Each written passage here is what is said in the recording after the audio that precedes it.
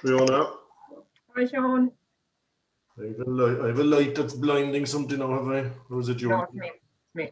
It's on your side, is it? Yeah. Can I just try this, Triona? I was asking Trevor. Okay.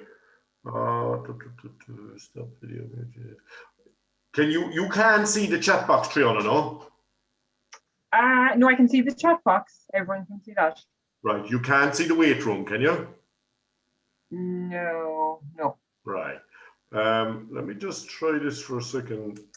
Yeah. I don't know. You definitely can do it. Well, it can be done, but I'm not sure how. I'm just so I know it can, but I'm so fucking afraid now to go messing with it. Oh, don't! No! Don't! You know? Don't! Jesus! Don't! Yeah, don't! Not, Because you not know now, something fucking very small now. It Don't go near it. Yeah. Okay. Well, look. I mean, if we can kind of go the way we were the last day, it worked well enough. And do you like the WhatsApp? So just yeah. I mean, I'm going to keep the phone here in front of me. Yeah. And Grand. I'm going to keep an eye on that. Can I just like I have there's fucking 20 people in the wait room at the moment, but I haven't left them in. Can I just went to the screen share for a second to make sure that you can see what's there? Yeah, grand. Because I want to bring stuff across into it so that it will be sitting there.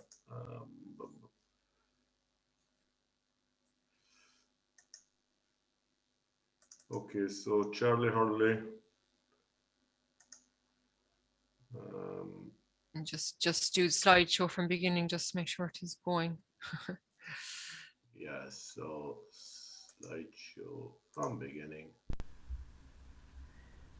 Charles Hurley, better known as Charlie Hurley, officer commanding and volunteer organizer of the Cork. Grand and loud. You could nearly turn it. Was born loud, no, thank God, because that's great. And okay, this is Trevor's. And you have thank you to the Kilbrittain Historical Society for inviting us to make a presentation to mark the 100th anniversary of the ambush which took place at Crossbarry in the morning of down a little, I'd say. Okay. No, I've headphones, but maybe. All right. Well, again, you can keep me posted. I will turn down a little bit there now. Just slightly. That one.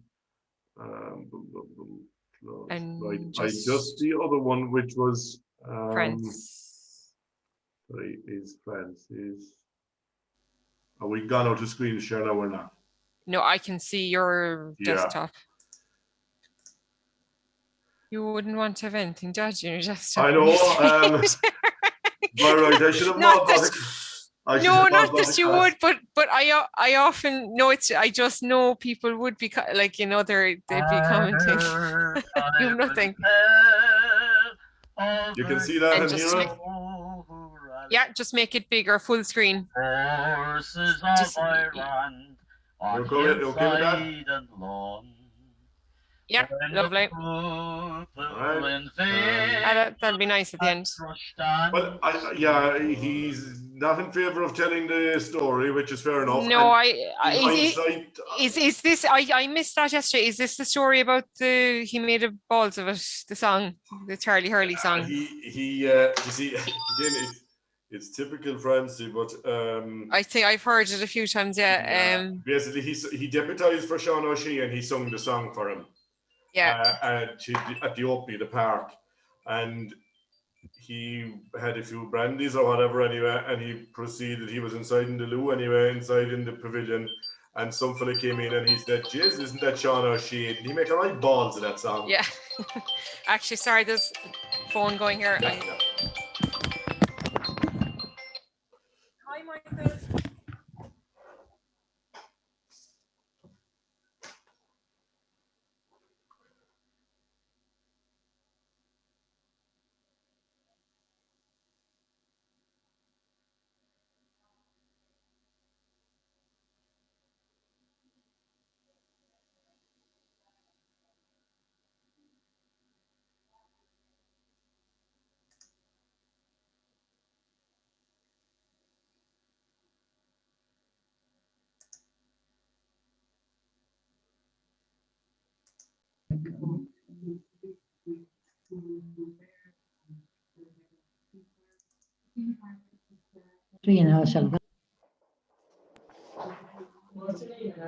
Sean, will I change that?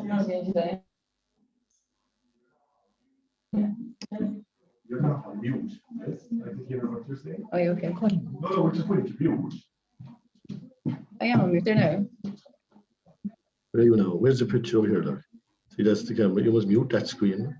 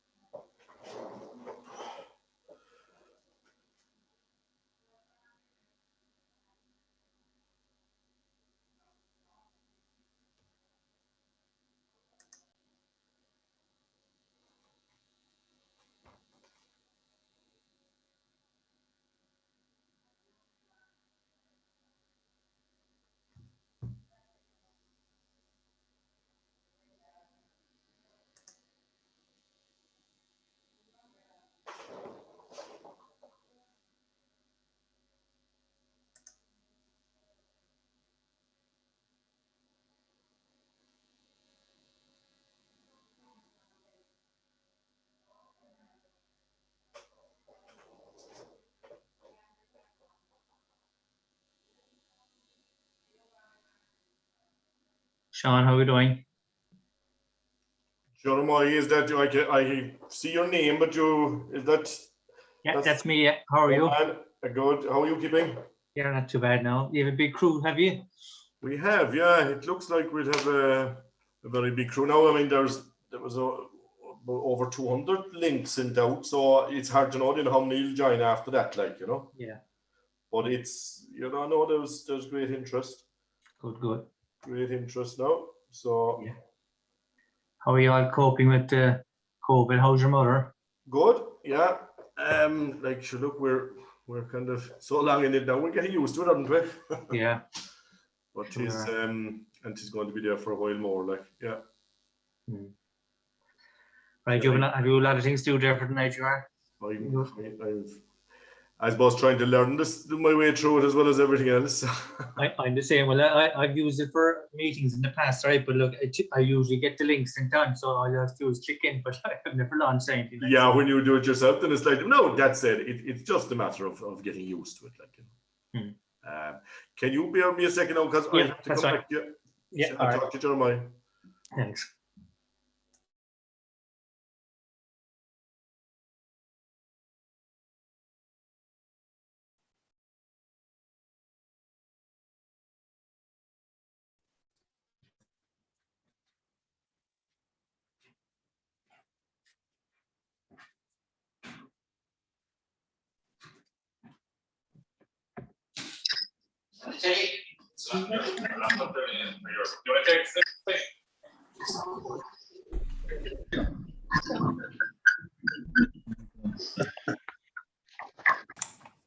That I think is the least good. How much battery is on this? Would you get the recharge? No, okay. What's that on? You can mute yourself first. Didn't ask me for the code yet. So I'm watching the TV now. Yeah. It's just the video stuff, yeah. And if your video comes on, I can see you on my phone. Yes, no. In case you're paranoid, put over. We had our first chat with that doctor, which is booked in. She phoned up the racecourse here in Taunton to get the second jab, make sure she has it if she wants to go to Ireland in August. But you could do the Shipton Marathon, is it? Evelyn, mute yourself. You can be heard by everybody. That's Anita. Hello, darling. Mute yourself. Everybody can hear you, okay? You got to mute yourself. Colon's left. 45 minutes. Anita says everybody can.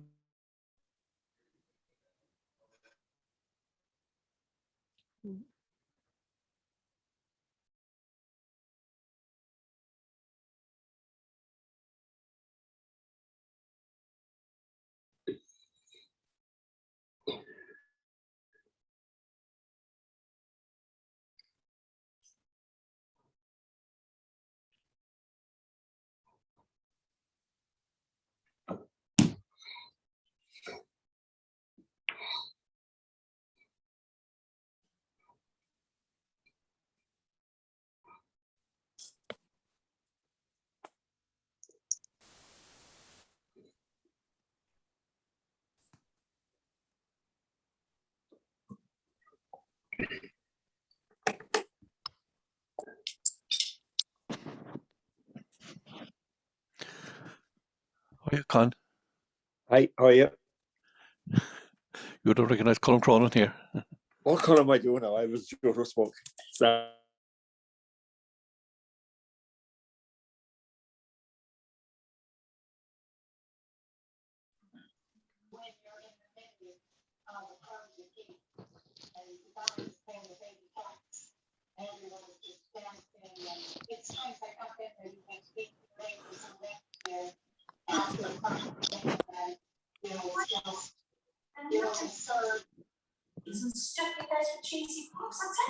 Yeah, it's also.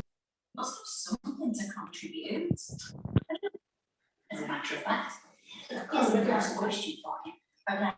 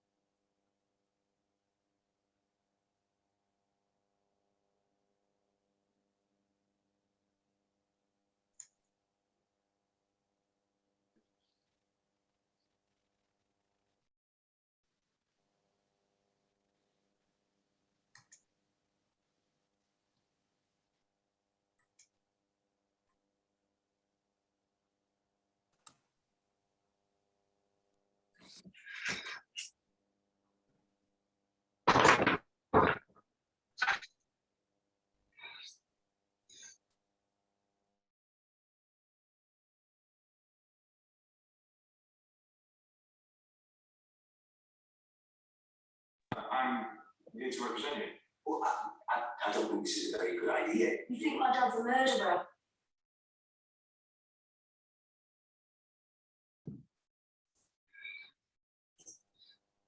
No. Can't do anything now.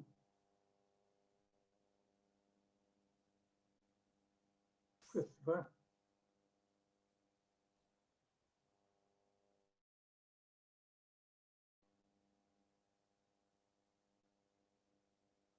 Is impressive. And in days like this, when the weather is fairly decent, it is well worth. Have you spoke to Kelly? Yeah. I told her to tell the truth. What? Why?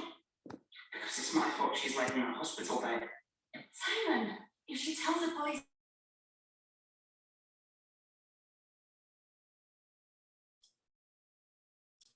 Get to wherever you are. Please.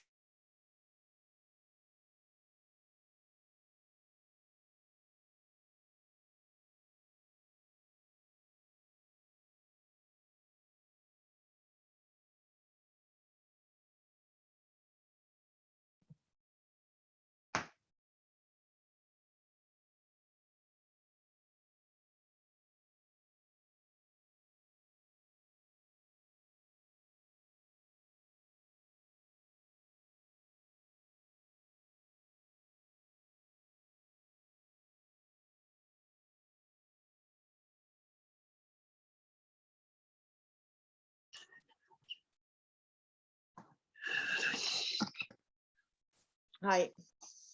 Hello, Father. Hi. All right. Hello, yeah. And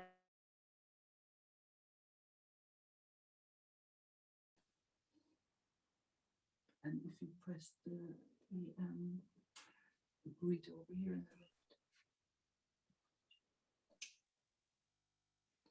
in the Host vehicle.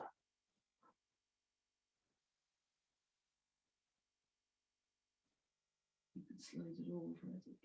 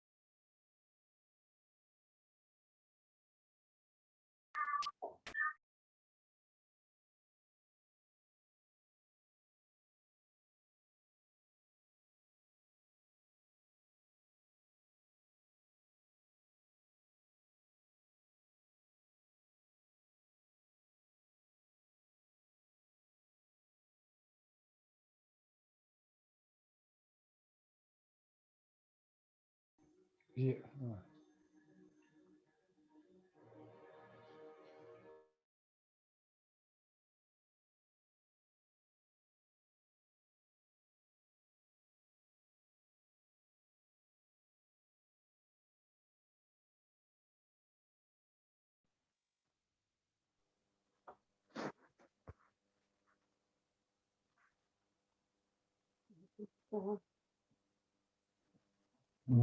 Mirror your phone screen. Or maybe a camera. No. Download the app.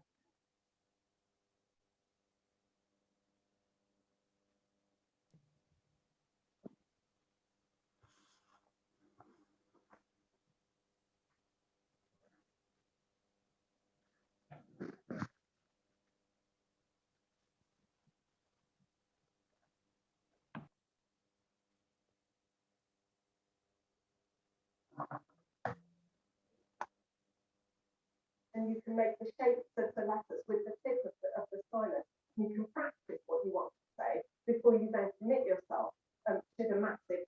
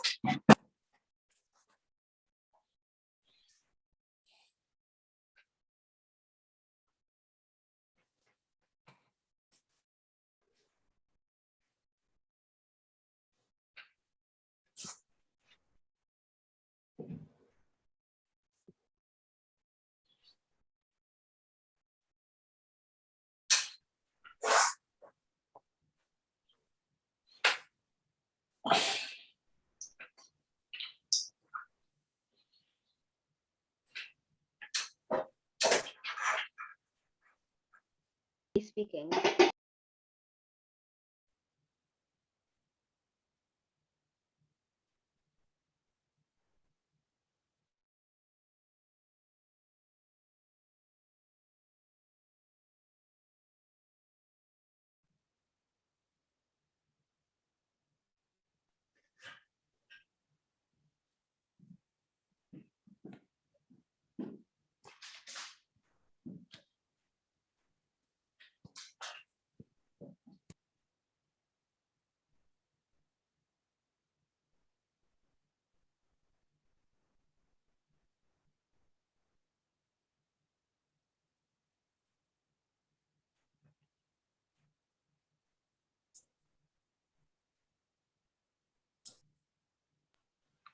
Is that any better? Yeah.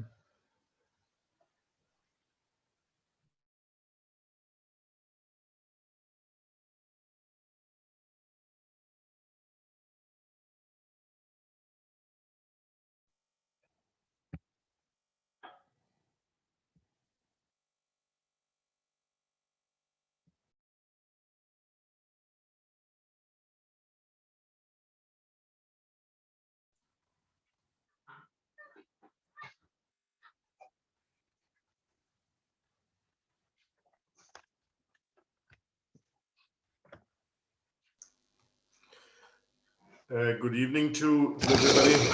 I'm just going to give it a few more minutes while there are people coming in. So just in case you're wondering, just bear with us for a little while until we let the rest of the participants in, please.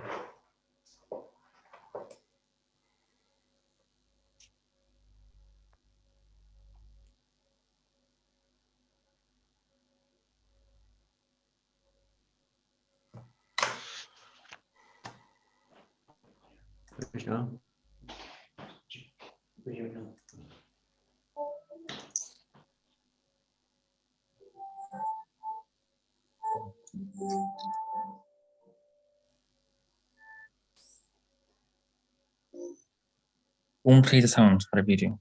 So won't play the sound.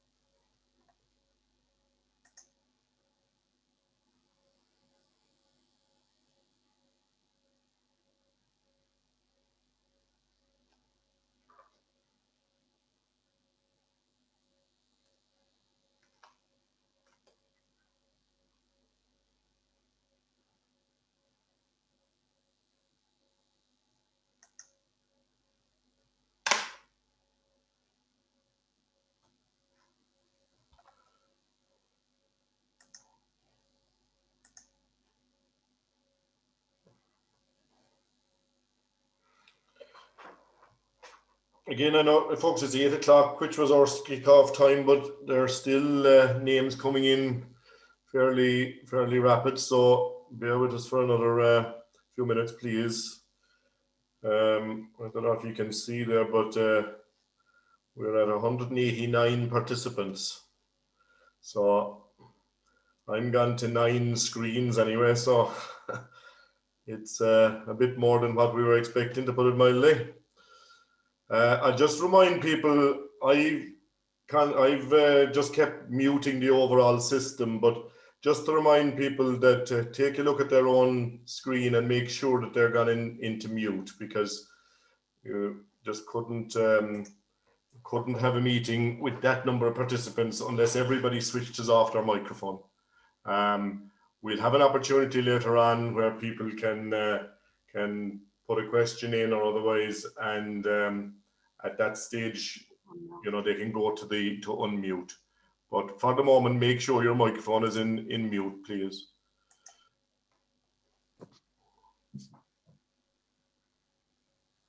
I'm just exciting watching this figure and see will we hit 200. We're on 194. 194.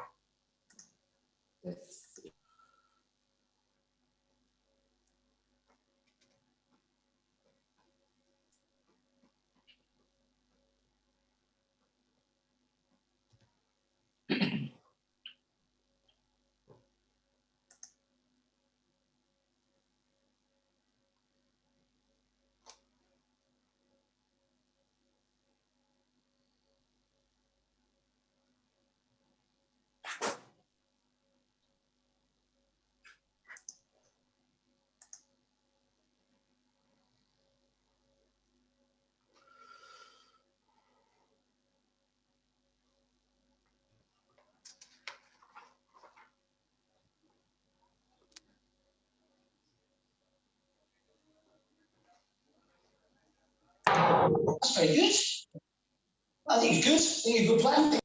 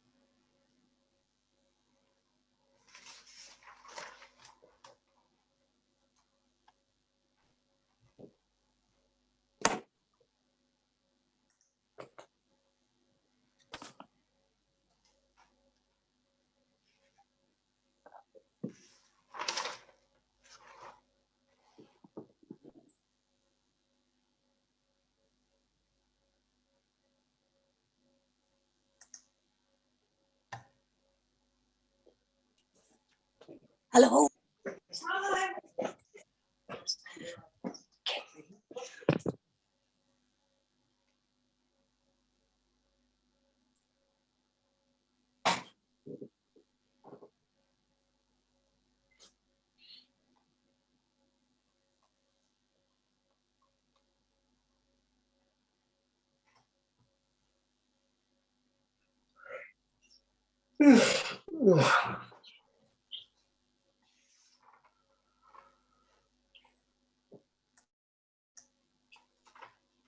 Okay, folks, it's 8:05, so I think we'll get the show on the road.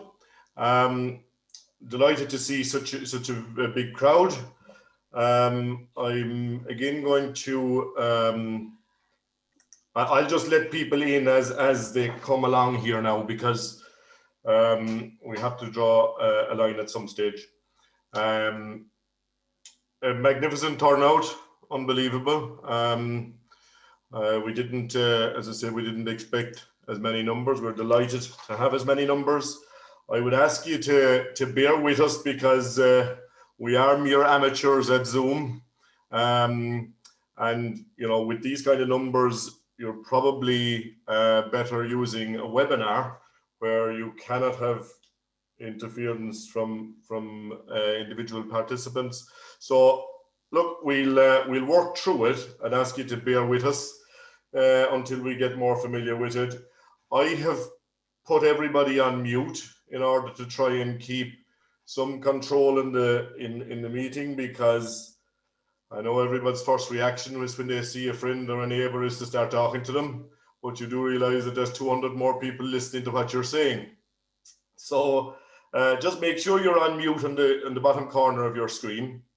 Don't take offense if I put everyone into mute from time to time. I have to do it in order to try and keep the meeting running. We have 199 participants and more coming in, which is an absolute record for us. We were thrilled last month with 86. And look, we'll proceed on, and as I say, I'll let in people as they join. Hopefully everything will stay up for us IT wise. So again, I just want to open the evening by welcoming everybody, and we at Kilbrittain Historical Society are delighted to be able to host this event. As I say, it's you know, it's particularly relevant with the 100-year anniversary. We did host you know, a couple of outdoor events when we were allowed to do so, and I think we were keen to try and remember the heroes of 100 years ago in some manner, and obviously Zoom is now taking up that for us. I'd like to especially welcome the members of the Kilbrittain GA and the Bandon GA, because as we will hear later on, Charlie Hurley was a very active participant in the Gaelic League. I'd say we extend our welcome to Bandon and also to Cumann Seanachas in Bandon. We spoke to Liam Crowley and Pat Caniff and Liam Condon, and we were delighted to be able to include the Cumann Seanachas Bandon in tonight's evening. I hope you will find it informative.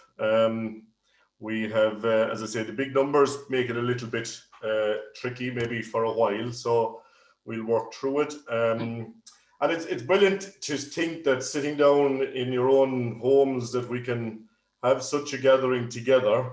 And I mean, looking through the list of people that we sent out links to and the list of people that have come back and logged in, you know, we have people from Canada, Paul O'Brien, who's out there somewhere.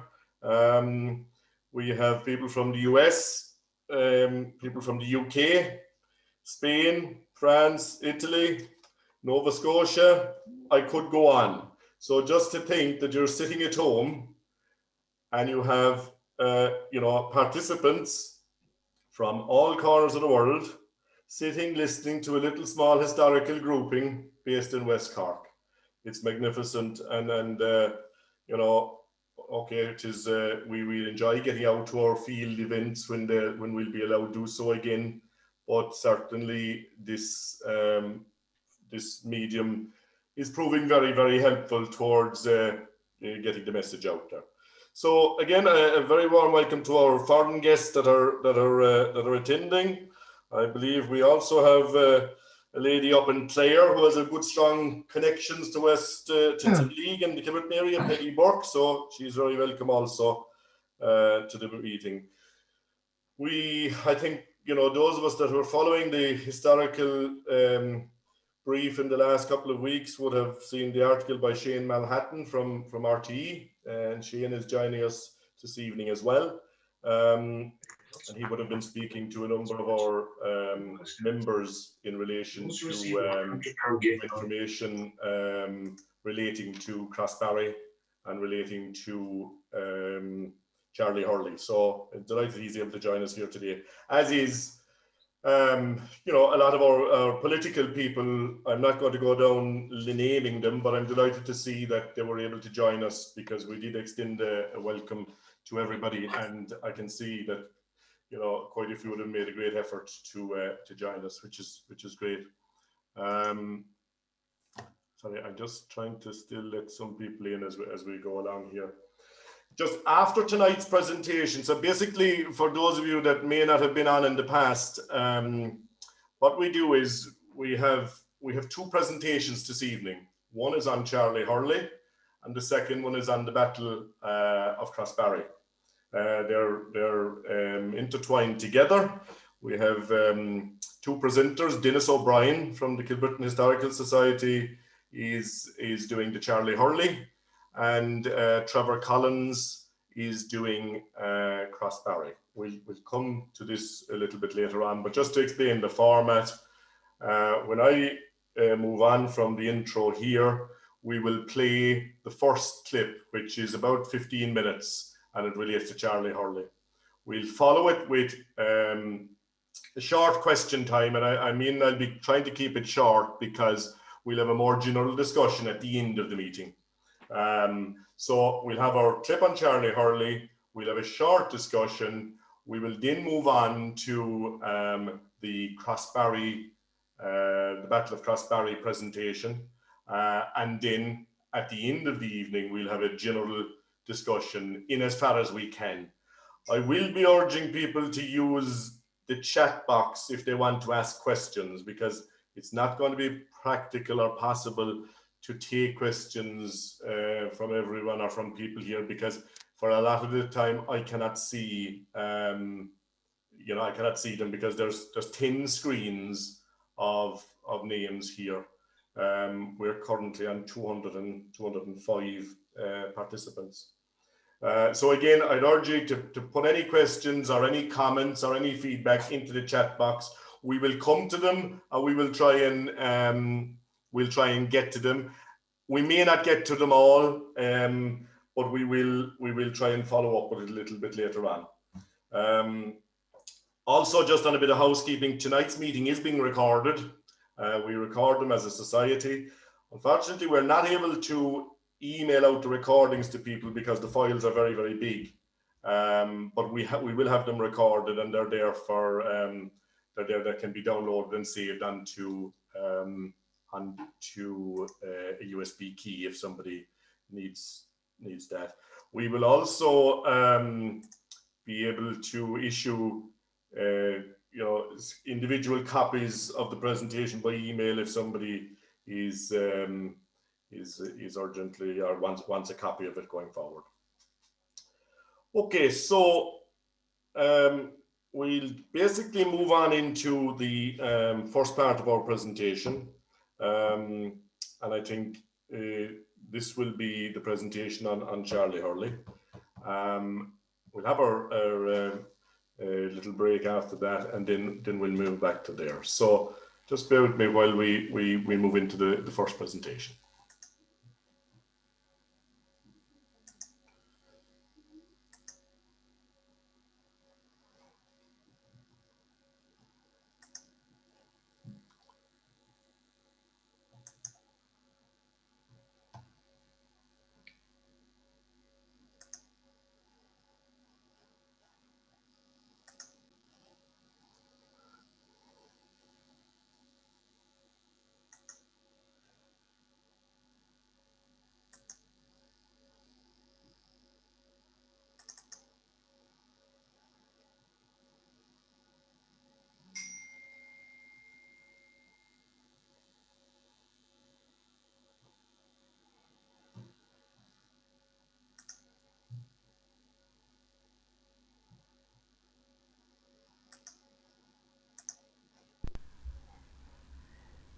Charles Hurley, better known as Charlie Hurley, officer commanding and volunteer organiser of the Cork 3rd or West Cork Brigade, was born in 1893 in Barley, Kilbrittain.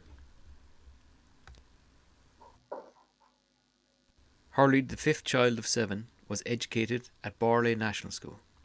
After leaving National School, he worked in a banding store and while there studied for and passed the Boys Clerk's Civil Service examination and was appointed to a post at Haulbowline Dockyard in Queenstown, which is now Cove.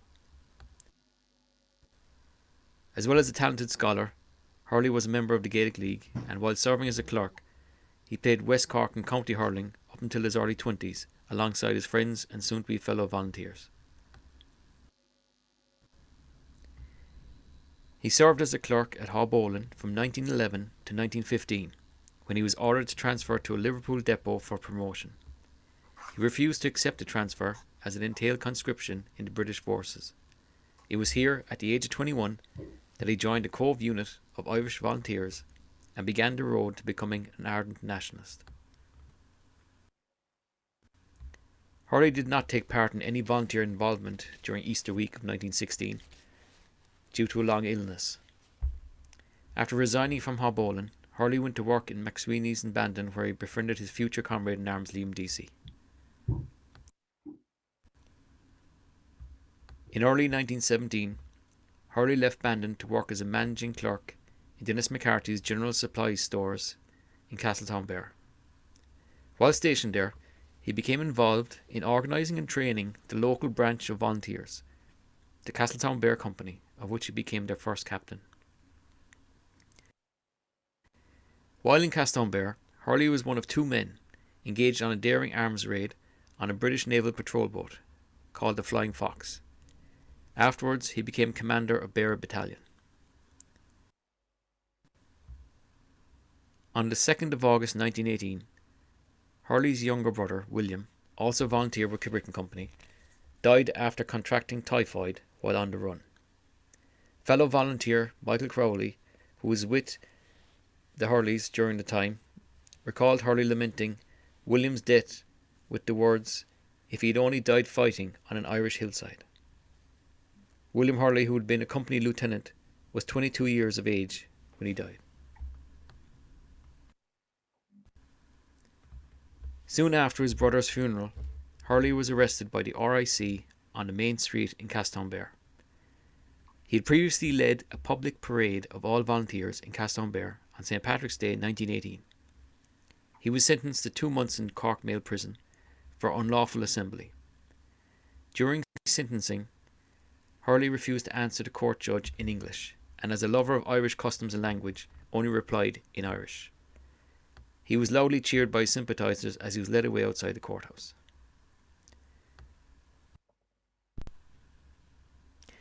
Immediately on his release from Cork jail, Hurley was rearrested at the jail gate.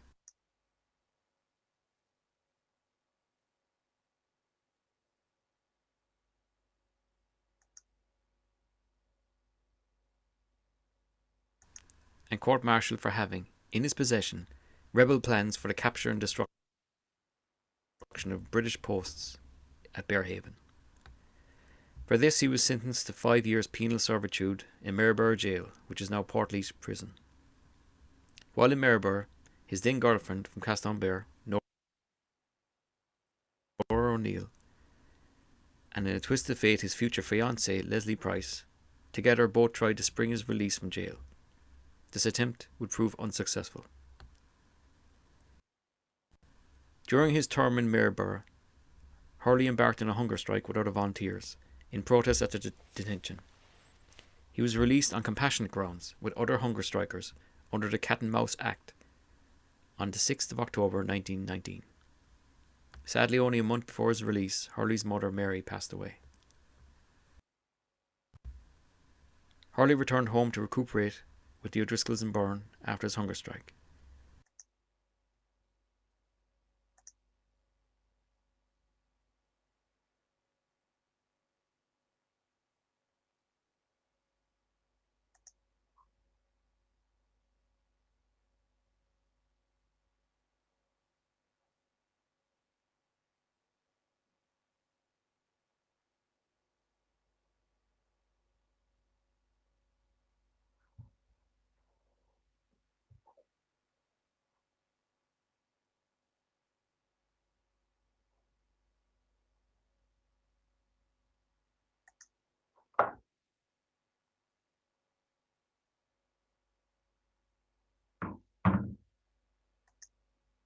and then joined Kilbrittain Company and was appointed Vice Commandant of Bandon Battalion in February 1920.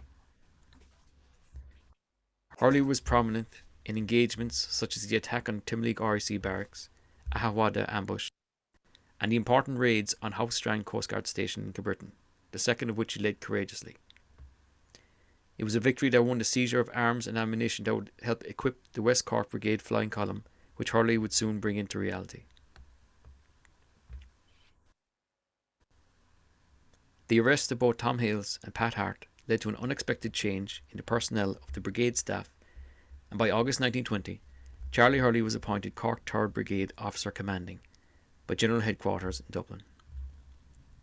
Ted Sullivan was appointed Vice Commandant, Liam Deasy was appointed Adjutant, Sean Buckley was appointed Brigade Intelligence Officer, and Dick Barrett was appointed Brigade Quartermaster.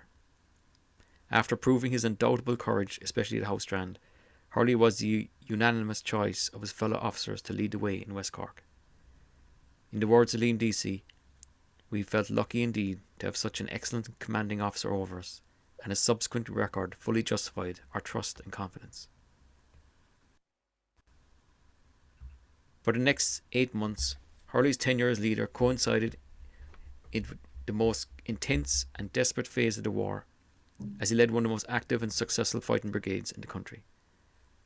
Hurley's first written order was given to Fleur Begley.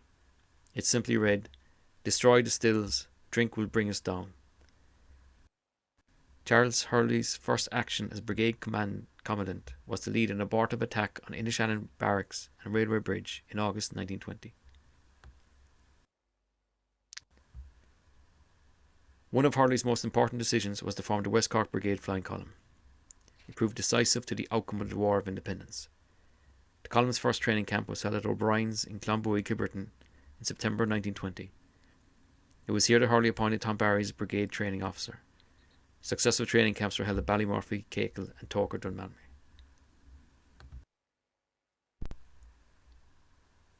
With Tom Barry's flying column in action, the valleys and mountains of West Cork rang with echoes of the rifle, as Hurley had sworn they would when he took over brigade command. Often Hurley would attend brigade meetings late at night and be up before dawn to be out with the column. He devoted much of his time to organising and training the different units of the brigade. In his first major engagement as brigadier, Hurley led the way at Turin ambush. A measure of Hurley's leadership was on the night of the Kilmichael ambush at the faraway camp at Gurnure, where he was the sole night sentry while the rest of the volunteers slept. Tom Barry said the exhausted troops slept much the sounder, knowing that Hurley had taken personal charge of their protection. Hurley commanded the flying column while Tom Barry was ill in December 1920, and he led the ambush at Gaggan and organised plans for the attacks on Kilbrittain RIC barracks. In early January 1921, he inspected the various companies to examine the effects of the excommunication decree of Bishop Daniel Collin on anyone taking part in ambushes. Also in January 1921, Hurley and Barry co-led the abortive attack on Bannon military barracks. A successful attack on a train carrying British troops had been carried out at Drishanbeg, near Mill Street, on the 11th of February 1921. There were no civilian casualties and a number of arms were secured. Following on from the success of this attack, Hurley planned to repeat a similar attack at Upton train station, only this time the attack would prove tragic, as several civilians and 3 volunteers were killed. A major difference to the Drishanbeg was that while that attack was concentrated on a single carriage, at Upton the soldiers had been scattered throughout the train, rather than in a single carriage as the volunteers had expected. Unknown to Hurley, about 50 extra soldiers had boarded the train at Kinsale Junction.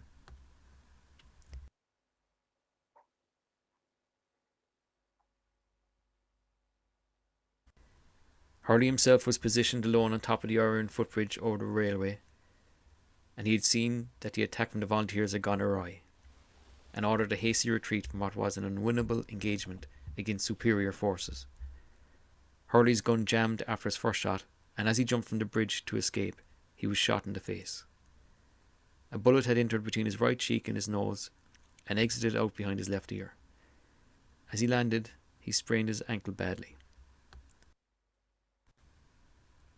Tom Keller of Crossbarry Company came to Hurley's aid, but oblivious to his facial wound, Hurley begged Keller to leave him.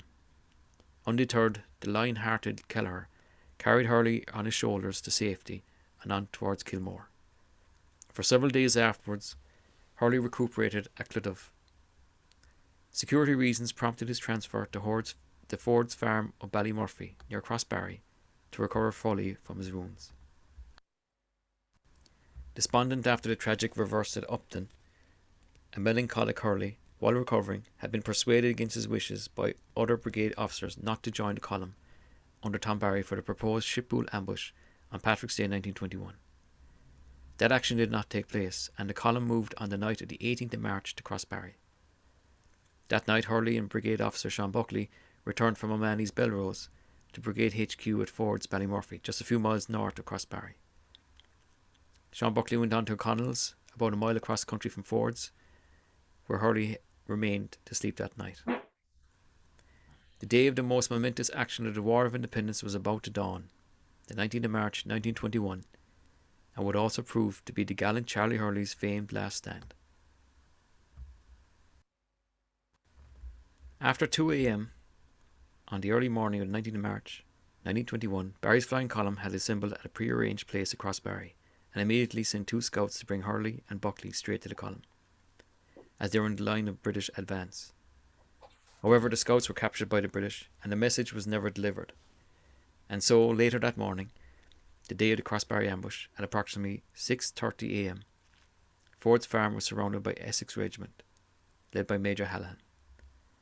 Awoken by the sudden sound of the rifle butts battering at the front door and the enemy bursting in, heroic to the end, the wounded Hurley ordered the resident family to stay upstairs for their safety. Clad only in shirt and trousers, barefoot, he went downstairs, and armed, he rushed and fired at the British troops who had entered the house, leaving 1 dead and 2 wounded.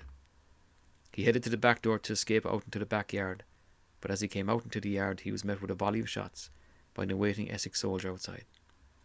He was shot 6 times, including a shot to the forehead, which killed him instantly. He was 27 years of age.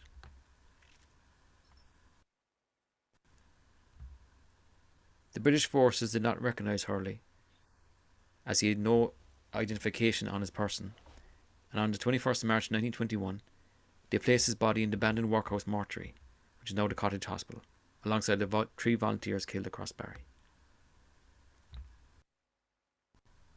On the 22nd of March 1921, Hurley's remains were later recovered from the abandoned workhouse. Nurse Babe Crowley and other staff members switched Hurley's body with one of the inmates who had just died. Hurley's coffin was then taken by Mary O'Mahony of the Kilbrittain Cumann and Kilbrittain volunteer Rick O'Regan and placed on O'Regan's horse and jennet under a load of hay. They transported the body towards O'Regan's farmyard in Kilbrittain Parish, and from there headed westwards onto St. Maluda's Church at Clogach in Timleague Parish, where later that night a vigil was held for Brigadier Hurley. O'Regan, along with 2 locals from the area, dug Hurley's grave. After 2 a.m. Mass on Wednesday morning, 23rd of March 1921, the funeral cortege left the church, headed by the local Catholic curate, who had to be aroused from his slumber by Tom Barry, and went a short distance nearby to Clogach Old Cemetery, where he was buried in the dead of night with full military honours. Flor Begley played the death march on the same war pipes that lifted the morale of the West Cork Brigade a few days earlier during the decisive Battle of Crossbarry. Charlie was buried in his family grave alongside his younger brother William and his parents John and Mary. All of the Kilbrittain Company men who fought at Crossbarry, with the exception of the brave Scotsman Peter Monaghan, who gave his life in battle that day, were members of Charlie's Guard of Honour. Leslie Price was engaged to Charlie Hurley at the time of his death, and afterwards she married Tom Barry in August 1921. Hurley had asked Barry to take care of Leslie should anything happen to him, and ominously confided to Barry some time before of his eerie premonition that he would die alone. Death came to him in a way that he'd somehow prophetically foreseen, fighting alone against superior enemy forces. The first anniversary of Hurley's death was marked with a parade from Kilbrittain to Clogach Cemetery, led by the Band and Pipe Band. Many brigade volunteers made the journey. For these men, Charlie Hurley had become something of a legend. A natural and inspiring leader, he had an aura about him that commanded not just respect, but the adoration of his fellow volunteers. Tom Barry said that Charlie was the idol of the brigade, and Dennis Lorden said that every man of the brigade held him in the highest esteem and loved, as a brother, the brigade OC.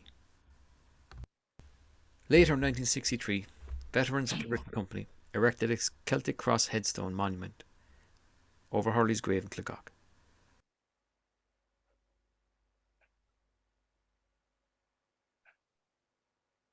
A large crowd gathered to see Hurley's friend and Brigade OC's successor, Liam Deasy, give the oration at the unveiling.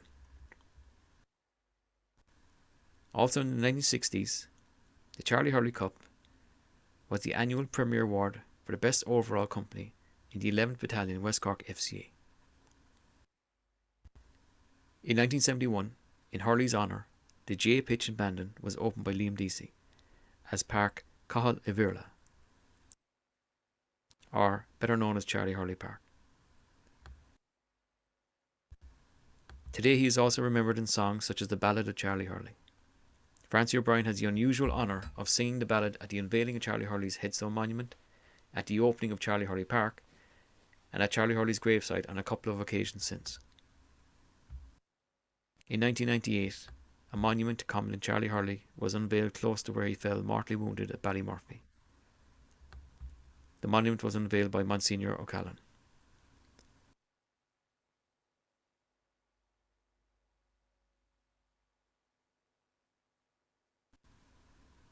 Hurley's place in Irish nationalism is assured as expressed in the following summation by the brave Dick Barrett just before his execution in Mountjoy Prison in 1922. I'm prepared to die and glad that I die in the same cause as Tone, Emmett, Pierce and Charlie Hurley. Another ballad dedicated by friend and comrade Sean Buckley aptly sums up the man who is Charlie Hurley. In the lonely Clegok graveyard he sleeps his last sleep, but in our homes throughout West Cork his memory we will keep, and teach our youth his love of truth, his scorn of wrong and fear, and teach them too to love our land, as did our brigadier. Our yesterday Garev Val.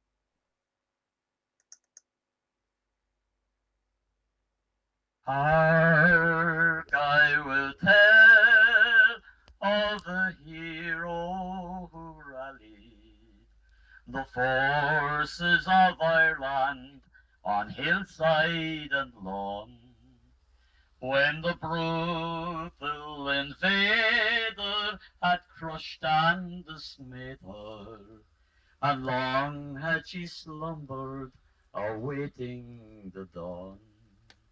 Yet true to their birthright some brave hearts re-echoed the pulse of the dead that no tyrant can slay.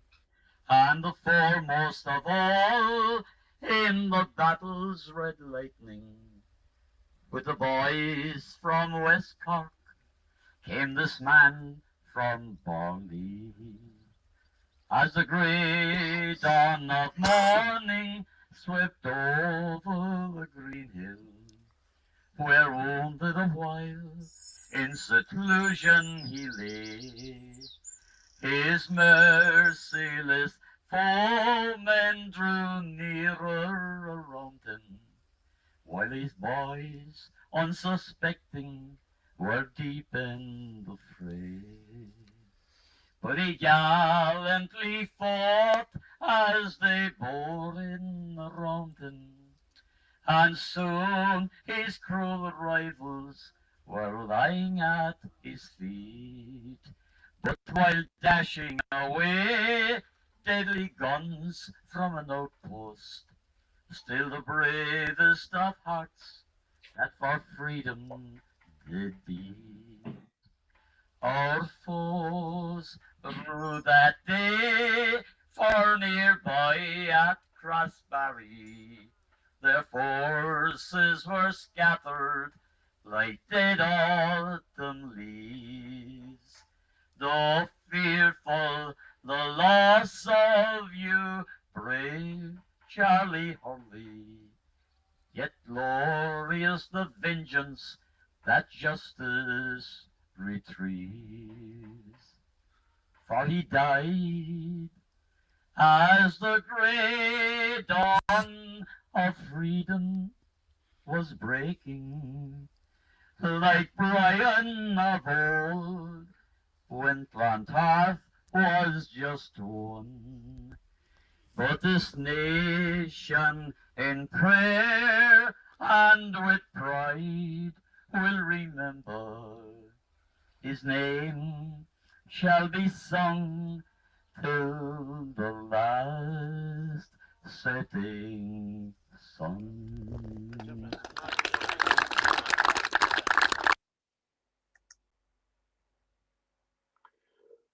Okay, thank you very much.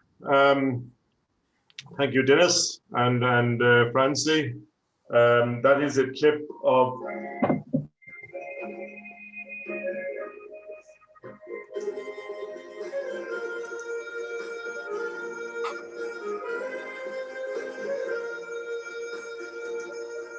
There came a young rebel, so young and so fair.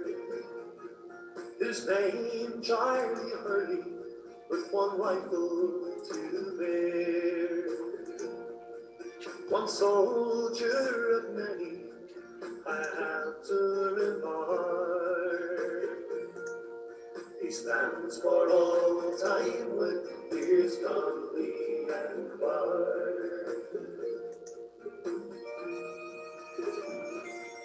Premonition of death hampered Charlie to all. On his many close battles, there lingered one down.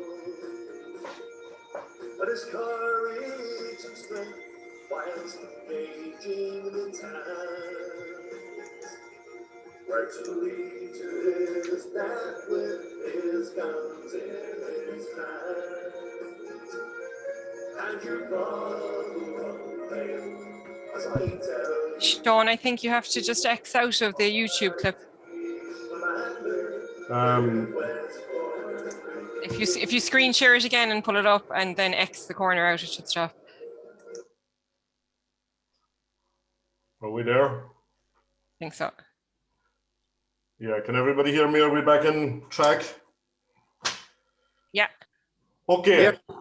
We had a bit of additional music there that we weren't planning on, lads, but Francie and Dennis, thank you very, very much. For those of you there, just to let you know that when Dennis's clip was finished, we went on to a clip of Francie O'Brien singing the Ballad of Charlie Hurley in Clegog in the graveyard at a historical outing that Bandon Cumann has had.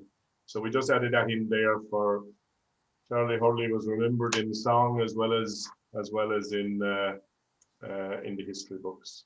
So again, Dennis, thank you very, very much. We can take, just, one or two short questions. At the outset, I also meant to mention that we have here this evening some of the relations of the Charlie Hurley. We'd like to give a very, very special welcome to two nieces who are online here with us, Mary Collins and Eileen O'Connor, and to a number of grandnephews and grandnieces. Just to mention one of Kilbritton's being Michael Coleman. So we'd certainly like to extend our welcome to all the relations of the family. So again, thank you, Dennis. And we have numerous questions in the chat box. So I might just give you one of the questions, Dennis, that are out there. You mentioned a Scotsman, as in Scotty as his name. Can you maybe give us a little bit more about him? Was that a bit unusual, or what was the background? Yeah, Peter Monaghan, he was, it wasn't his real name in first place, it was an assumed name, and he was born in Scotland of Irish parents. And he's growing up, his occupation was as a postman in Kinglassie, which is a small village in Paris in central Fife in Scotland. And his occupation after that then was a mining engineer in Scotland. And at the outbreak of World War I, he was a reservist and he'd been demobilised and had returned to Scotland. And then the story goes that when he got back to Scotland, he found his home life wrecked and he joined the Queen's Own Cameron Highlanders Regiment as a private under the assumed name of Peter Monaghan. So he served in World War I in France under the Scottish Regiment, and he also served, I think, in South Africa and in India as well. And after World War I, he was transferred to Ireland, and just before Christmas 1920, he seemingly was troubled by the actions of the British forces in Ireland, and he deserted, and he took with him another deserter called Tommy Clark, who apparently was less interested in the rights and wrongs of the military situation in Ireland, and he was just fed up with army life in general. So that was the end of Clark's military career, and he actually absconded and took up employment as a farm labourer in West Cork. So on that Christmas Eve, Charlie Hurley, Liam Deasy set off for Deasy's home in Kilmac-Simon. And the visit kind of brought consolation to Deasy's parents, especially after their younger brother, or Liam's younger brother, Pat, his death at Kilmichael. And while enjoying a meal, Jeremiah Deasy, another brother, told Hurley that day that 2 British soldiers were noticed in the locality. And they were arrested by local volunteers. And after calling to Deasy's mother looking for food and cigarettes, they said they were deserters from the regiment, the Cameron Highlanders in Queenstown in Cove. So according to Liam Deasy, he said that the two deserters were held under a guard at Cunnapogue in Kilbrittain. And what struck him odd was that the two men had virtually nothing in common, because Clark was seemingly uneducated, while Monaghan was a well-educated man and spoke with a very well-educated Scots accent. He said that they'd left Ringaskiddy 3 days before and that they'd travelled cross-country to try and meet with and offer to help the brigade. So like normally these men would have been, I suppose, seen as spies and therefore executed, but I think Hurley and Deasy were intrigued by Monaghan's mining background and his self-proclaimed expertise with explosives, which we kind of saw later wasn't quite as good as what he thought. But the case against both men was dropped, and Hurley made the immediate decision that he was a man who could offer his service to manufacture a mine for an upcoming attack that they're contemplating on Kilbrittain RIC barracks. So basically, when he was he joined Kilbrittain Company in that December, and his comrades affectionately called him Scotty from there on. However, the column didn't really know his real name, but while he was resting with his comrades after the first Kilbrittain RIC barracks attack, he mentioned that his mother had come from Fermoy, and that his real name was similar to that of one of the party that operated with him that night. And so as well as playing an active part in both attacks on Kilbrittain RIC barracks, he also operated as the brigade column engineer. So he manufactured mines for attacks on RIC barracks at Drimoleague, Innishannon, and of course Crossbarry. So as we know, some of the mines assembled by Monaghan in these attacks did not work as expected. And there was a kind of suspicion that because of the consistent mine failures that was he or was he not a British spy, or maybe he overestimated his ability with mine making, but we'll never know for sure. But he was killed that morning in Crossbarry ambush, and he was, I think, 33 years of age. And at Crossbarry, he fought alongside 5 fellow Kilbrittain Company men, John O'Leary, Dennis Lord, Jack Roach, Dinny Bryan, and Paddy Sullivan. So yeah, he was interned in Republican plot. Yeah, thank you, Dennis. Yeah, there's just a few questions in there. I think you have covered them in some of what you've said there. Do we know what his real name was? Is a question from Mert Sullivan. I think you're saying we don't. I see John Desmond is saying that there is still a lot of research going on to it 100 years later. So it is still ongoing. An interesting point made there by one of the other participants here is that you mentioned that he was based in Harbolan. Apparently he was dismissed out of Harbolan for being in possession of plans of the site. This is a point that's made by somebody that's here, J.J. Hurley. So that's an interesting one. I know we could talk for a long time on Charlie Hurley. We might just come back to it again in the end of the interview. I'd like to move it on while we are on time here to move on to the presentation on the battle at Crossbarry. So we'll be coming back to you, Dennis, with some further questions. And if people have further questions, they can keep putting them in the chat box, and we'll get to as few of them as we can, or at least we'll pick a common thread out of them. Can we just move on, because it was very, very closely related. Obviously, the battle at Crossbarry then was the next major event in the War of Independence. I'd just like to introduce here Trevor Collins and Diarmuid Begley. Diarmuid, as we probably all know, is his family has been renowned for their involvement. Diarmuid's the only son of Flora and Anita Begley, and Flora Begley was the famous piper at the Battle of Crossbarry, of which Tom Barry, I think, refers to on a number of his publications of how influential the piper was in Crossbarry, and we get a chance maybe to talk a little bit about that later on. So Diarmuid had also launched a highly successful book known as The Road of Crossbarry in 1999. So he is renowned on this. Diarmuid, I suppose, has lined up with Trevor. Trevor Collins is a Cork City gentleman that came to West Cork, thank goodness. Trevor is assistant principal at Bandon Grammar School, and he also lectured in education in UCC. Let alone he is a very, very active involvement in the rugby and rugby refereeing, and he is officiated at both international and Heineken Cup level. I hope he won't need any of his rugby refereeing skills this evening, but bear that in mind, lads, when you're considering who you're dealing with. So, without further ado, I'm going to move along and we'll present Trevor's presentation on the Battle of Crossbarry, and then we'll revert back to questions in general on the whole lot. So just bear with me while we put that up there. So.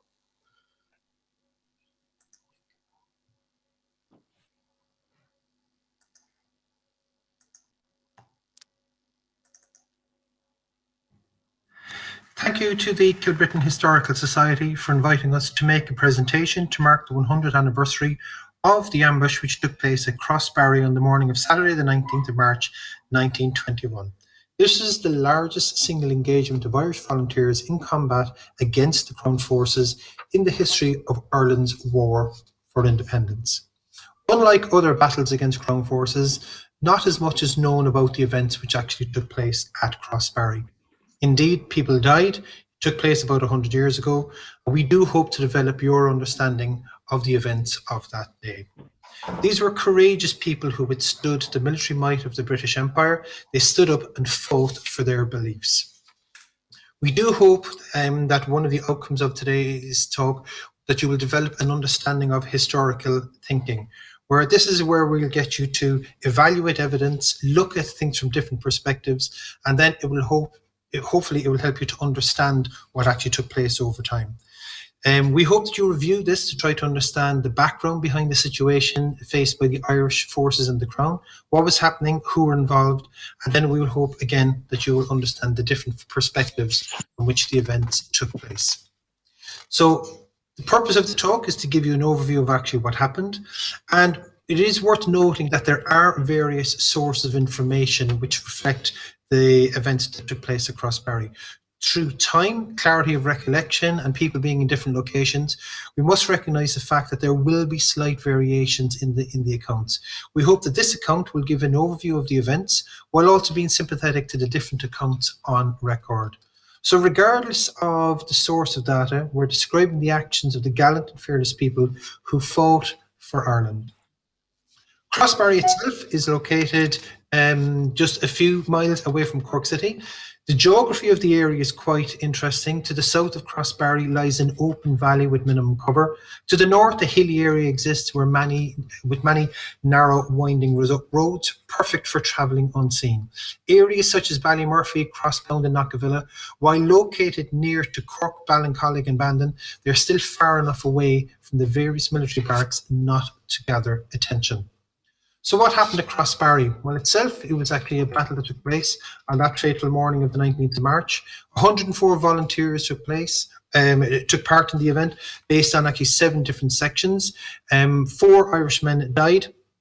Many more Crown died. And it is an interesting battle, and we have gathered data from many sources to help paint a picture of what happened. As with any historical event, as we said, there will be variations of accounts that are there. So we hope that by the outcome of this online meeting, you will actually get to ask the questions, the who, the why, the what, when, where, how many. And similar to any book, an outcome will encourage you to investigate what has happened. In due course, Diarmuid and I hope to be in a position to share our data with you. After all, this history belongs to all of us. So it's worth noting for the purpose of this talk that we will be using a couple of key phrases, and in particular what we mean by volunteers. And the volunteers were the sanctioned and legitimate army of the Irish Republic. The Cumann na mBan were a group of ladies who actually helped the volunteers to achieve the same. And it is worth noting in certain textbooks, phrases such as rebels and guerrillas are used to describe the Irish volunteers. On the other side, you actually had the Royal Irish Constabulary, who would have been the police at the time. They were on the ground policemen, and they were the eyes and ears of the Crown forces. The Black and Tans and auxiliaries were sections of the army. And it is worth noting that you should realise the auxiliaries were a trained military militia, okay? Abbott, in his book on the RIC at the time, is definitely worth a read here. And also, as well as that, De Valera himself actually used the phrase that the IRA, were they're acting in small parties of gunmen or in flying columns, were the acting as agents of the Dáil Éireann. You will see as well in some of the textbooks, you will see auxiliaries mentioned. Sometimes we'll say auxiliary division of the RIC or EDRIC. That is the auxiliaries. So let's set the scene actually as to what happened when we're talking about the fateful events of 1921. The Easter Rising was over, World War I was over, and it was worth noting that the royal families throughout, in particular the German and the Russian royal families, had actually been removed. So maybe, just maybe, the British royal family were afraid of their tenure in the UK. You also had as well then that the Irish volunteers swore an allegiance to the Dáil. The Dáil then actually declared that the country was in a state of war against the Crown forces. And the British themselves saw Ireland as a strategically important island, not so much maybe for trade, but in particular it was the UK's backdoor, and they actually wanted to make sure, from a protection point of view, they wanted to actually, keep Ireland for themselves. It is worth noting that the Crown forces did not see this actually as a war. It was rebels. And this actually had a big impact on what happened from a legal point of view. In particular, when you actually had threats that Irishmen could be shot if they had their hands in their pockets. Worth noting that normal rules of war did not actually come into being here with this. So the background that we actually had, the legitimacy of the vote of the Irish people was actually rejected by those in London. You also had as well then that there was a huge disparity between London's version of how they would treat people in the 6 counties or in the northeastern part of the country versus the rest of the country. So you can't compare it to today in relation to what was happening. There are huge differences in particular as well with housing, roads, electricity, the types of employment that was there. There was a heavy emphasis on agriculture from 100 years ago as a primary industry. And also as well, in particular in the likes of Bandon, brewing in particular was actually a very, very large industry. It's also worth noting as well that the Crown themselves, the Crown forces, they were an experienced military system. They also had as well, access to huge amount of resources. The Irish volunteers, and in many cases, could have, would have, and did lose everything. There was no wages, pensions, medical resources, and even things like ammunition. There was nothing like that. So the Irish actually had to get everything themselves, and indeed, many did lose everything. And particularly you had situations where the Crown harassed family members, they burned their houses, they beat up people, imprisoned people, harassed, smashed. So this threat to Irish people actually was there, and it was actually quite large. The Irish learned themselves to fight based on the circumstances they were forced into. They had minimal access to weapons, as we said. They faced a trained and experienced military force, but they were living in communities where there were also spies and informants. They learned to adapt. They learned to use the resources available and were clever enough to find gaps in the system of the Crown's military might. They became natural fighters. The tactics that they used were later copied by many military groups throughout the world.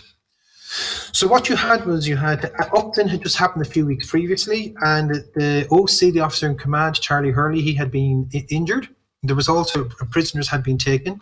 The information in due course actually had been given to the Crown as to some events, some details about the West Cork Brigade.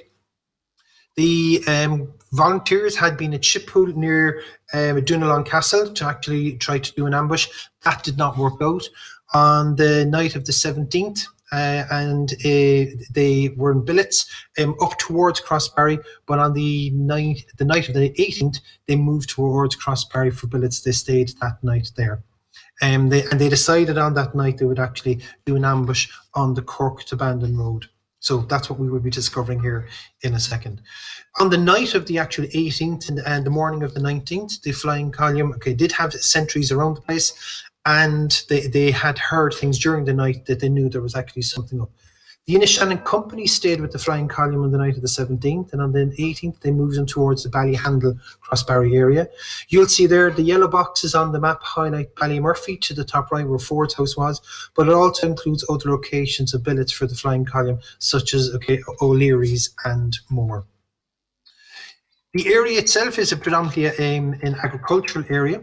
The battle took place itself on a relatively busy road from Bandon to Cork.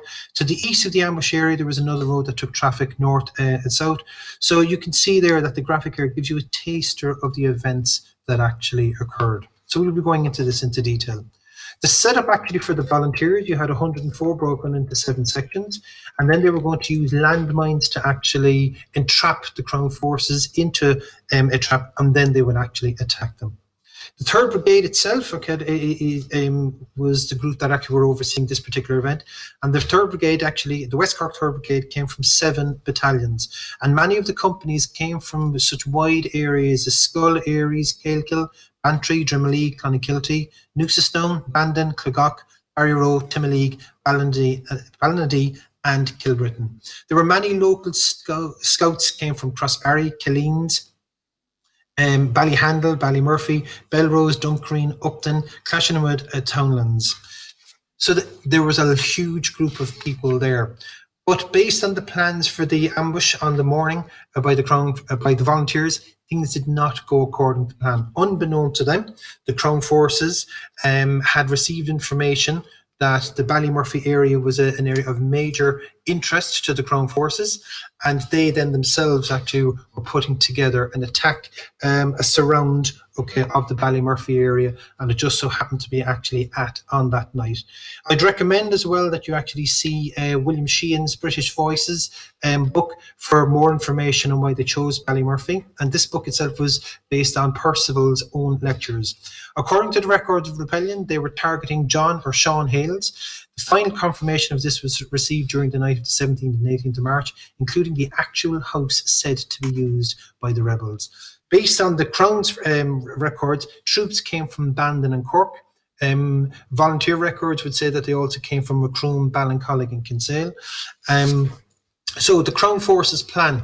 You'll see here actually on the document on the right-hand side, they were actually came from the record of the rebellion documents, and they outline where they were actually going to try to cover. On the left-hand side, you'll actually see of the smaller of the 2 men that are there, you actually had Percival, who led the Essex Regiment, and the history and his legacy there actually goes down in infamy as to what he oversaw and what he actually allowed the Essex Regiment to do. So you then have, for the Crown ambush, what they were doing, or I should say the Crown encirclement, what they were actually doing. They came down on the night of the 18th, early morning of the 19th, and they came into Waterfall. And at that point there, they actually took a wrong turning, and they should have, where they went to be, they should have gone to the area actually C. They parked the vehicles actually at C, and they walked towards D. And again, they made a second error here. So the pace was slow, the night was pitch dark, and on the arrival at D, they mistook it for the point G. So the officers had memorized the map and knew that after passing G, they were to turn off the road and actually along the first stream that was met.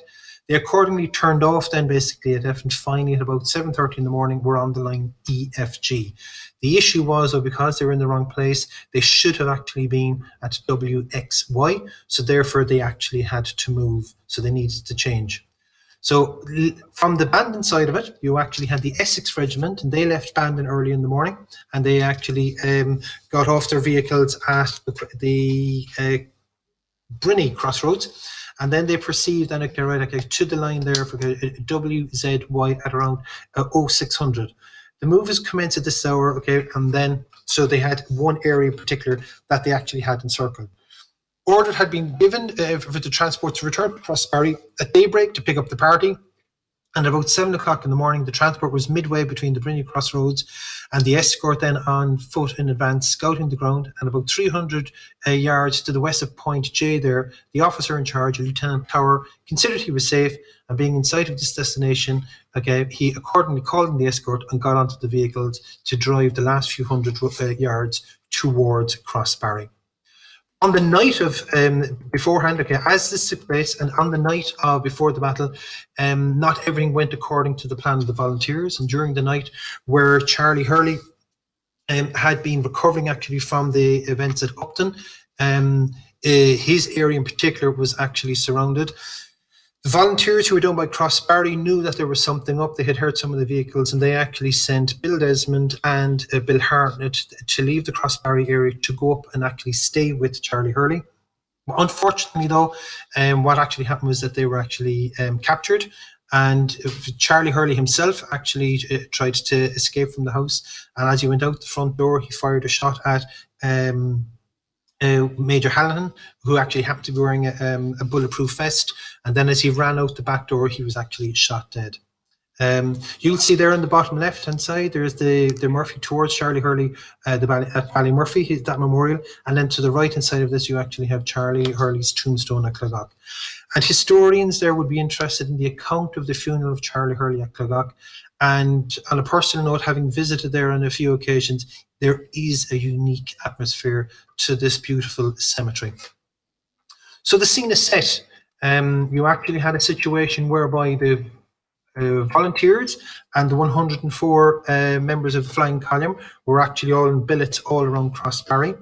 They were fearful, obviously, of course, that there could be Crown forces nearby. And then 2 miles up from them, you actually had the Crown forces were planning to do an encirclement of the Ballymurphy area. The flying column later on kind of had heard that there was something happening up there, in particular at the time of the battle when Charlie Hurley was shot. But the Crown forces themselves, only upon the battle at Crossbarry did they hear that actually there was the flying column was actually further to their south. So you had 2 large military groups that were close to each other. The irony was the British thought that they might be surrounding the volunteers at Ballymurphy, but subsequently then, okay, right, the flying column felt that they were being surrounded at Crossbarry. So the plan of action was this, based on what the volunteers were actually going to do. Their plan was they actually had a section of the road. You'll actually see that there are mines there highlighted in this. They expected the Crown forces to come from the southwest. There were areas where there were roadblocks as well, and the idea would be that the vehicles would actually travel past the first set of mines, but then the second mine would go off, the further mine would come up, and then they would actually entrap them actually in the area. So we've covered how the Crown got to Ballymurphy and how the volunteers ended up in billets in Crossbarry. Now we actually have the full plan of what's here. Now Dennis O'Brien, he was part of the group that moved the roof on one of the carport, okay, right, in order to shoot. And as the first truck went past Beasley's, 3 lorries were inside the ambush position, and then O'Brien was one of the men who later on collected a Lewis gun that they actually got from actually one of the vehicles. Chrissy O'Connell was in Harold's farmhouse on the night before, and actually knowing what a stickler for detail Tom Barry was, because they were in the wrong house, they actually had to move houses. And as this was being done, Mr. Beasley escaped and he had to be brought back.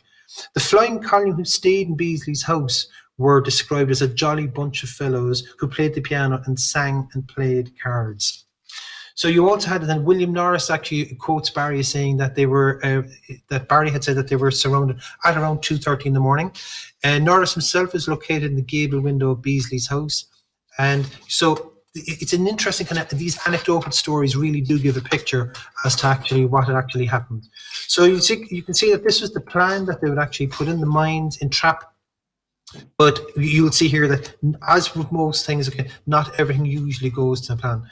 You'll see as well then, okay, based on one account of what we actually have, where the section commanders were, with each of their, so each section commander would have had around 12, 13 men in support of them. But this particular version of events actually comes from between DC, Begley and some others. There is a slight variation actually of events that's there.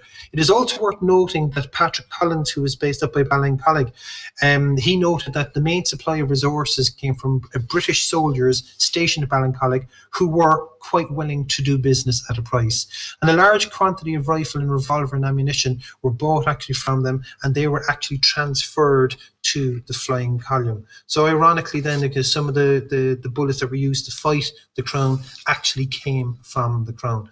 This is also worth noting here as well, okay, just to give you another variation of it, instead of it being an aerial image, just to show you, give you an element of the lie of the land. You can see the Beasley's house there in Harold's, okay, A and B. You can actually see even in this image there by D&E, it's a wide open area.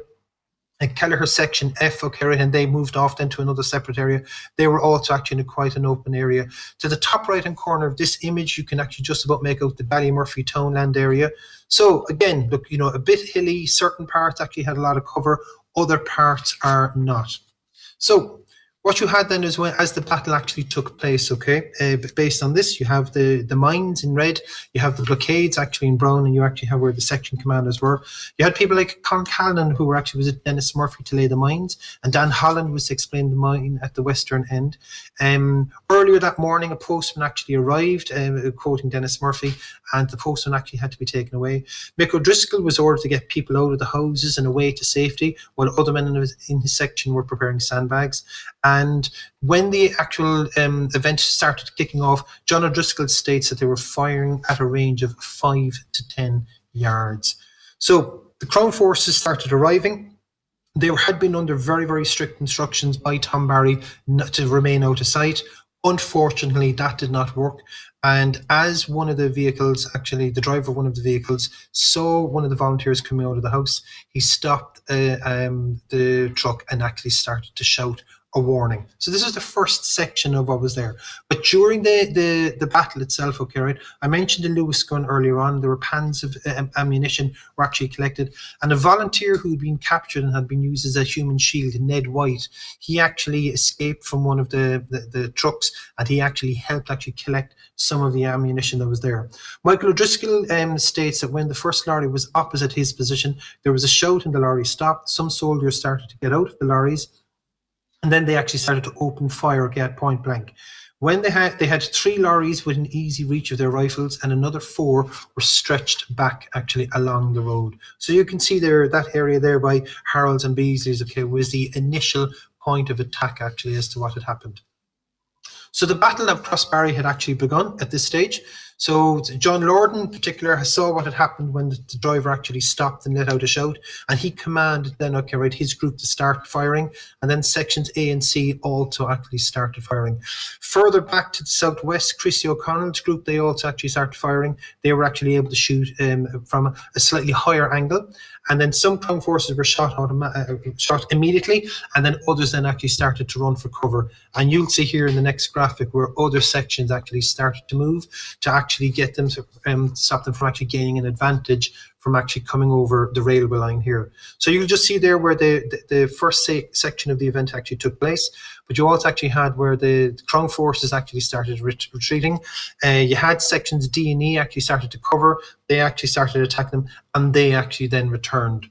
But it was noting as well, okay, right, that there was also as well, okay, right, that from the beginning of the fighting, Flor Begley, the brigade piper, played martial airs on his war pipes and continued to play while the firing lasted. And his quote is saying that volunteers who fought at Crossbarry spoke later of the way the pipers spurred them on to greater effort. Tom Kelleher often said over the years that followed that Flor Begley's music was more effective than 20 rifles.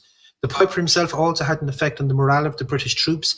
They would have associated a piper with a battalion in their army, and consequently may have thought that there were many more volunteers present than they actually were.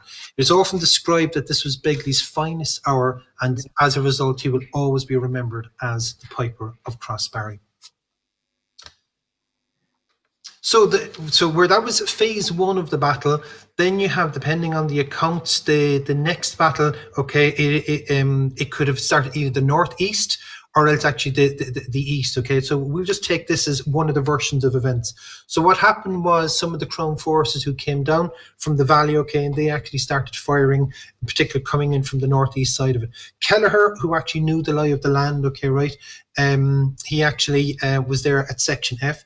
So this idea that there are slightly different accounts of the order of events, while the events probably overlapped, and since no one could be in two places at once, we cannot be 100% sure of the timing of events, but we can be sure that they did take place. So many accounts of an attack coming from the northeast of the phase, so that's the one we're operating on here. Daniel O'Donovan actually put it in order by Beasley's house, then Lorden's, then O'Connell's, Kelleher's in retirement. So again, we have to realise that there are different versions of the accounts. Donald Hales in particular, he describes Barry's account as being unreliable in detail. But we as historians should respect the idea that people actually would have a difference of opinions. Let us just gather the facts. So here you actually had the Crown forces came down from the northeast. They attacked Kelleher's section. Kelleher's section then was subsequently supported by some of the gentlemen that are listed there: Jim Spud Murphy, Derry O'Callaghan, and Nudge Callan, Paddy O'Sullivan, Dennis Meakin, Conley Han, and others. But then there was a fear that actually some of the Crown forces would come further on to the north. So Dennis Meakin and Conley Han moved closer towards Crossbarry Castle. And it is from here then as well actually that Captain Hotblack was actually shot dead from a near enough actual range. So again, it's worth noting that there are differences actually that are there. Also as well, when it comes to the numbers involved, Barry Keane's Cork Revolutionary Dead book, he puts the number of Crown, he describes it in his book, he quotes it that Barry had put the number of 1,400. Farr Begley put the number closer to 300. William Sheen put it no more than 150. And in the record of the rebellion, they detail it actually at 146. Another thing as well worth noting is some of the textbooks that there was a Major Hallahan, and another textbook that says Major Hallinan. Okay, but again, it's just down to the source that you actually take the details from. So where this was one of the parts of the battle, another part of the battle was actually coming from the southwest. And in particular with this one here, you actually had a party of troops actually were coming from the southwest. They had regrouped from the initial onslaught, and they were actually coming in to attack Christy O'Connell's section, and he actually fought them back. So it's worth noting that different events were happening at different places throughout the event. Later on in the battle, okay, right, you actually had the call to retire had actually been given, and as they were moving, okay, right, and as the order had been given for them to actually move away, groups such as sections D and E, okay, right, they actually didn't hear it, but some of the other groups, A, B, C, and probably G and F had actually moved along a little bit. But as they were retiring, they had actually seen a party of enemy troops that had been seen to the east. So as they were retiring, okay, they moved up here actually on top of one of the hills. And there's a very, very famous phrase that are actually used that they actually had to give 3 rounds each at 900 yards. So as a result of them actually firing then as well, the Crown troops actually retreated. But that actually gave a little bit of support and a bit of a break for sections D and E. However, coming to the very, very last part of the battle, a significant part of the battle, there were certain skirmishes that actually took place. So what you actually had was Kearney and Lorden's group were actually under a lot of pressure, and you actually had a group of the Crown forces came in from the southeastern section actually of the Crossbarry area. Other sections at this stage had begun to withdraw. Section D themselves had actually been trying to move. E themselves were a little bit isolated. And what you actually had was that Pete Monaghan had actually been shot, and he was actually entangled in the wires. And Dennis Lorden actually came to move Pete Monaghan's body. And then there was one of another set of mini accidents or things that he didn't originally mean to happen. But actually he touched the plunger, and the mine that was actually put on the eastern end then actually exploded. Under a huge cloud of dust and stones that flew into the air, This actually gave the volunteers that opportunity to actually escape. Carney himself had been trying to get to the garden area with his section. The explosion itself, with the dust and air going in, it created a cloud that they could escape relatively safely. And then Mick Carney helped to remove the wounded Dan Corcoran, and Jim Crowley was also severely injured, and he was carried to safety by John O'Leary of Kilbrittain to the safety of Skeheen-Nahane. So the route of withdrawal from where they actually went to, was a long trek, and you'll actually see here, this gives you a taster of what men who had been up all night, who had barely eaten or drank, and this is actually post the largest battle that they had ever actually been in or would subsequently be in. And actually this was then their route of withdrawal, their route of retirement to Gronray, depending on how you pronounce it, Gronray. So in the aftermath of this, Dennis Lorden said that the ammo that had been taken from the Crown forces actually had balanced out against the ammunition used. DC gives a detailed account of this, and a group of historians walked this particular walk many, many years ago.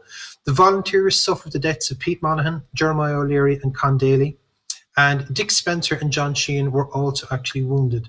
This was a retirement to the northwest, Raheen Hill, Skeheen-Nahane, and then they actually moved then, as you can see here, further west along then towards safety. So upon moving to safety, there were reported small engagements with the enemy, but nothing to the same level as the other battles actually as described previously. It is also worth noting as well on the descriptions that were actually there, you actually had then as well just a slight difference of actually where, in the interest of historical accuracy, where other accounts have actually put the sections and the section commanders, okay? And this particular version here would have been similar to that given by the likes of John O'Driscoll, Michael O'Driscoll and Tom Kelleher. It's also worth noting as well that actually in some of the literature that's there, I think this image here is actually quite interesting, that actually came from the Irish press. And again, it gives an interesting description of actually the account of events that actually were there.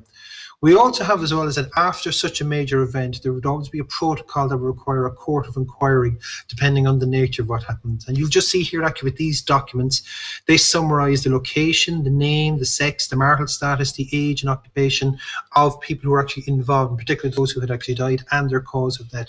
You notice that there's a number next to each and every one, okay, right? Also as well as that actually it does give as well the formal acknowledgement that there is a court of inquiry taking place. And reading the autopsy reports that we've actually had access to, it is a timely reminder that there were so many deaths, in particular at Crossbarry. So what we have here is that we actually have a summary, in particular an analysis of the deaths and injuries based on the reports that actually have been available. Bill Desmond's account is an amazing insight, and it is definitely a highly recommended read. Bill Desmond saw bodies and gave detailed accounts of moving them subsequently and his own subsequent ill treatment. On some of the records, in particular from the Bureau of Military History, even some of the descriptions that you will hear from some of the volunteers stating that the roads and the fields were littered with bodies. So the descriptions in particular would get you to think of like the numbers that were actually dead. But you will see here on the left-hand side, we will see the numbers that have been quoted in the different media. So there's a lot here. We'll just go through these very, very quickly, and then make these available then actually to the various historical societies in due course. And these will also actually be part of the book that Diarmuid and I actually will be publishing later on in 2021. You'll see here as well that at the time, even people like Humphrey Ford, who was actually from Ballymurphy, he was sentenced to 6 months, imprisonment. So the aftermath was actually quite serious, and particularly people suffered. And we will see here as well that people still suffered. Their houses were burnt, and people had lost loved ones. People's sons and brothers had actually died in the events. So the numbers there in particular, they make for some sobering reading when you actually see the volume that is there. Also worth noting is actually the difference with the numbers, and in particular as well the volunteers, the numbers that have been given for volunteers, that we can see that they're actually, for the most part, they're actually fairly inaccurate. So just in relation to the aftermath, what we also need to realise is this, is that the removal of the bodies, Mary Walsh in her statement, she stated that the workhouse was guarded where they would hold the bodies by military to find out who would claim the bodies. But for a short time, on a day or two after, the day after Crossbarry, they were called off to surround Kilbrogan graveyard as Captain F. Hurley, who had been shot in Bandon Park, was buried that day also. And then when the soldiers returned and found that the bodies were gone, they were furious and threatened to burn down the place, and that nobody had seen the coffin leave, and the nurses themselves at the time had been very good to the common man. Miss Beasley's account gives a very, very detailed version of the aftermath of the battle, and in particular as well of some of the men actually dying in people's arms. So the army themselves, when they came in, they searched everywhere. There were a huge amount of reprisals. Houses were burned. People were harassed. I mentioned Bill Desmond's account actually already. But you also have a situation that where, with hindsight, again, what information was given, where did it actually come from? So we need to realise that, in particular, with the pensions that the volunteers and the common man looked for, it's a pity to see the trials and tribulations that they actually had to actually get, a fair pension.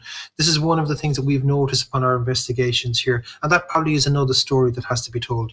The great work of the common man, as far as we're concerned as historians, has definitely gone unrecognised, and it is probably something that Diarmuid and I in due course will also actually hopefully be able to write a few words on. There are so many stories that yet have to be told, and in particular as well about those people, the innocent people who had no interest in any politics of any of the events, but what actually happened to them. And that actually had a big impact. The new information that actually comes in also gives a very, very different and interesting perspective, and in particular the Crown's version of events. You don't want revisionist history, but actually let's gather the facts and maybe let the reader decide which facts do they believe in and which facts will they actually choose to ignore. It's also worth, again, a reflection on what the volunteers actually had done and what they were against. The fact that they were actually against the trained army, and they in particular had to adapt. If there's any key word, I think, that describes the volunteers at the time, yes, we have brave, courageous, gutsy, they were gallant, they were fearless, but in particular as well, they actually had, they were actually able to adapt to things. It was actually huge. One of the main instigators of a lot of the trouble was Percival. And, from our perspective, I think, where part of his legacy is one of fear and intimidation, of murder, okay? But it's also worth noting that the volunteers and the people of West Cork basically found a visible figure of hate. And in doing so, they actually started working together. It became a community of resilience. And basically, as what you would expect, they were cunning, they were smart, and they became, as you can see, they're more dedicated to the cause. So maybe, just maybe, it might be worth a discussion. Was Percival's legacy actually a catalyst to bring about Irish independence? There's an irony there, but I think it's worth a discussion or two. Obviously, the Civil War actually put volunteers and flying columns members on opposite sides, which is probably one of the travesties of the history of what has happened with our state.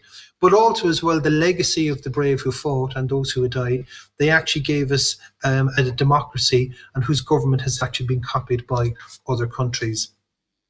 Here you actually have a list of those who actually fought at Crossbarry. You notice that you actually have the staff officers, you actually have the 7 battalions, then they're actually broken down into the various companies that they were from. And they were from all over West Cork.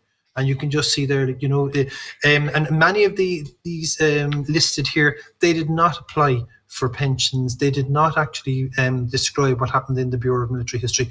They just wanted to put their history of acting as a volunteer behind them. Something, notable, something noble, and it says a lot about maybe the quality actually of the people who are actually involved. Also worth noting as well, the Scouts of Crossbarry, and actually who were there. And I think I had actually forgotten of the Scouts of Crossbarry. I mentioned Crossbarry Cleans, but Inna is actually one other townland which I had actually forgot to mention earlier on. So just to wrap up, on behalf of Diarmuid and I, it has been our privilege and honour to portray the amazing, gallant and brave deeds undertaken by these heroes of Ireland. And on a personal note, I think we just hope that we have actually honoured their memory. Thank you for your time. Hope you enjoyed the presentation.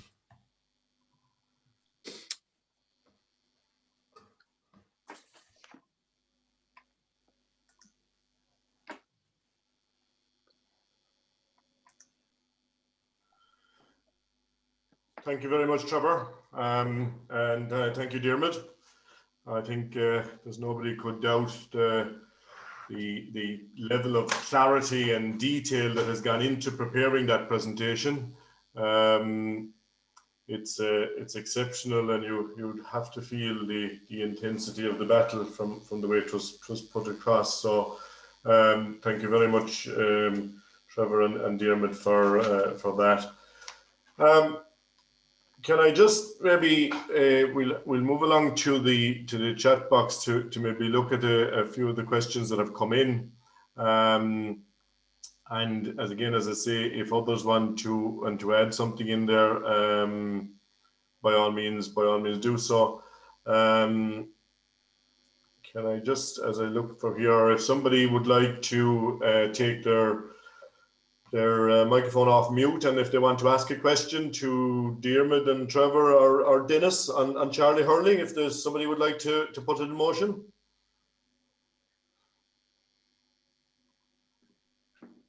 Can I ask a question there? Donegal is my name from Skibbereen. Certainly, Donegal, yeah. After the first phase of the attack, where they destroyed 3 lorries of the Essex Regiment and ran across the fields, Tom Barry said in his book, like, that at that stage he could have marched off. I mean, the encirclement was broken at the stage. So he says in his books that he could have marched off confidently at that stage. But they were so confident after the first engagement that they decided that they would take him on any other place that they would attack the encircling forces. So that's all I have to say, really. But he could have marched off like at that stage. Okay, thank you, Donegal. Diarmuid, would you have cared to comment on that?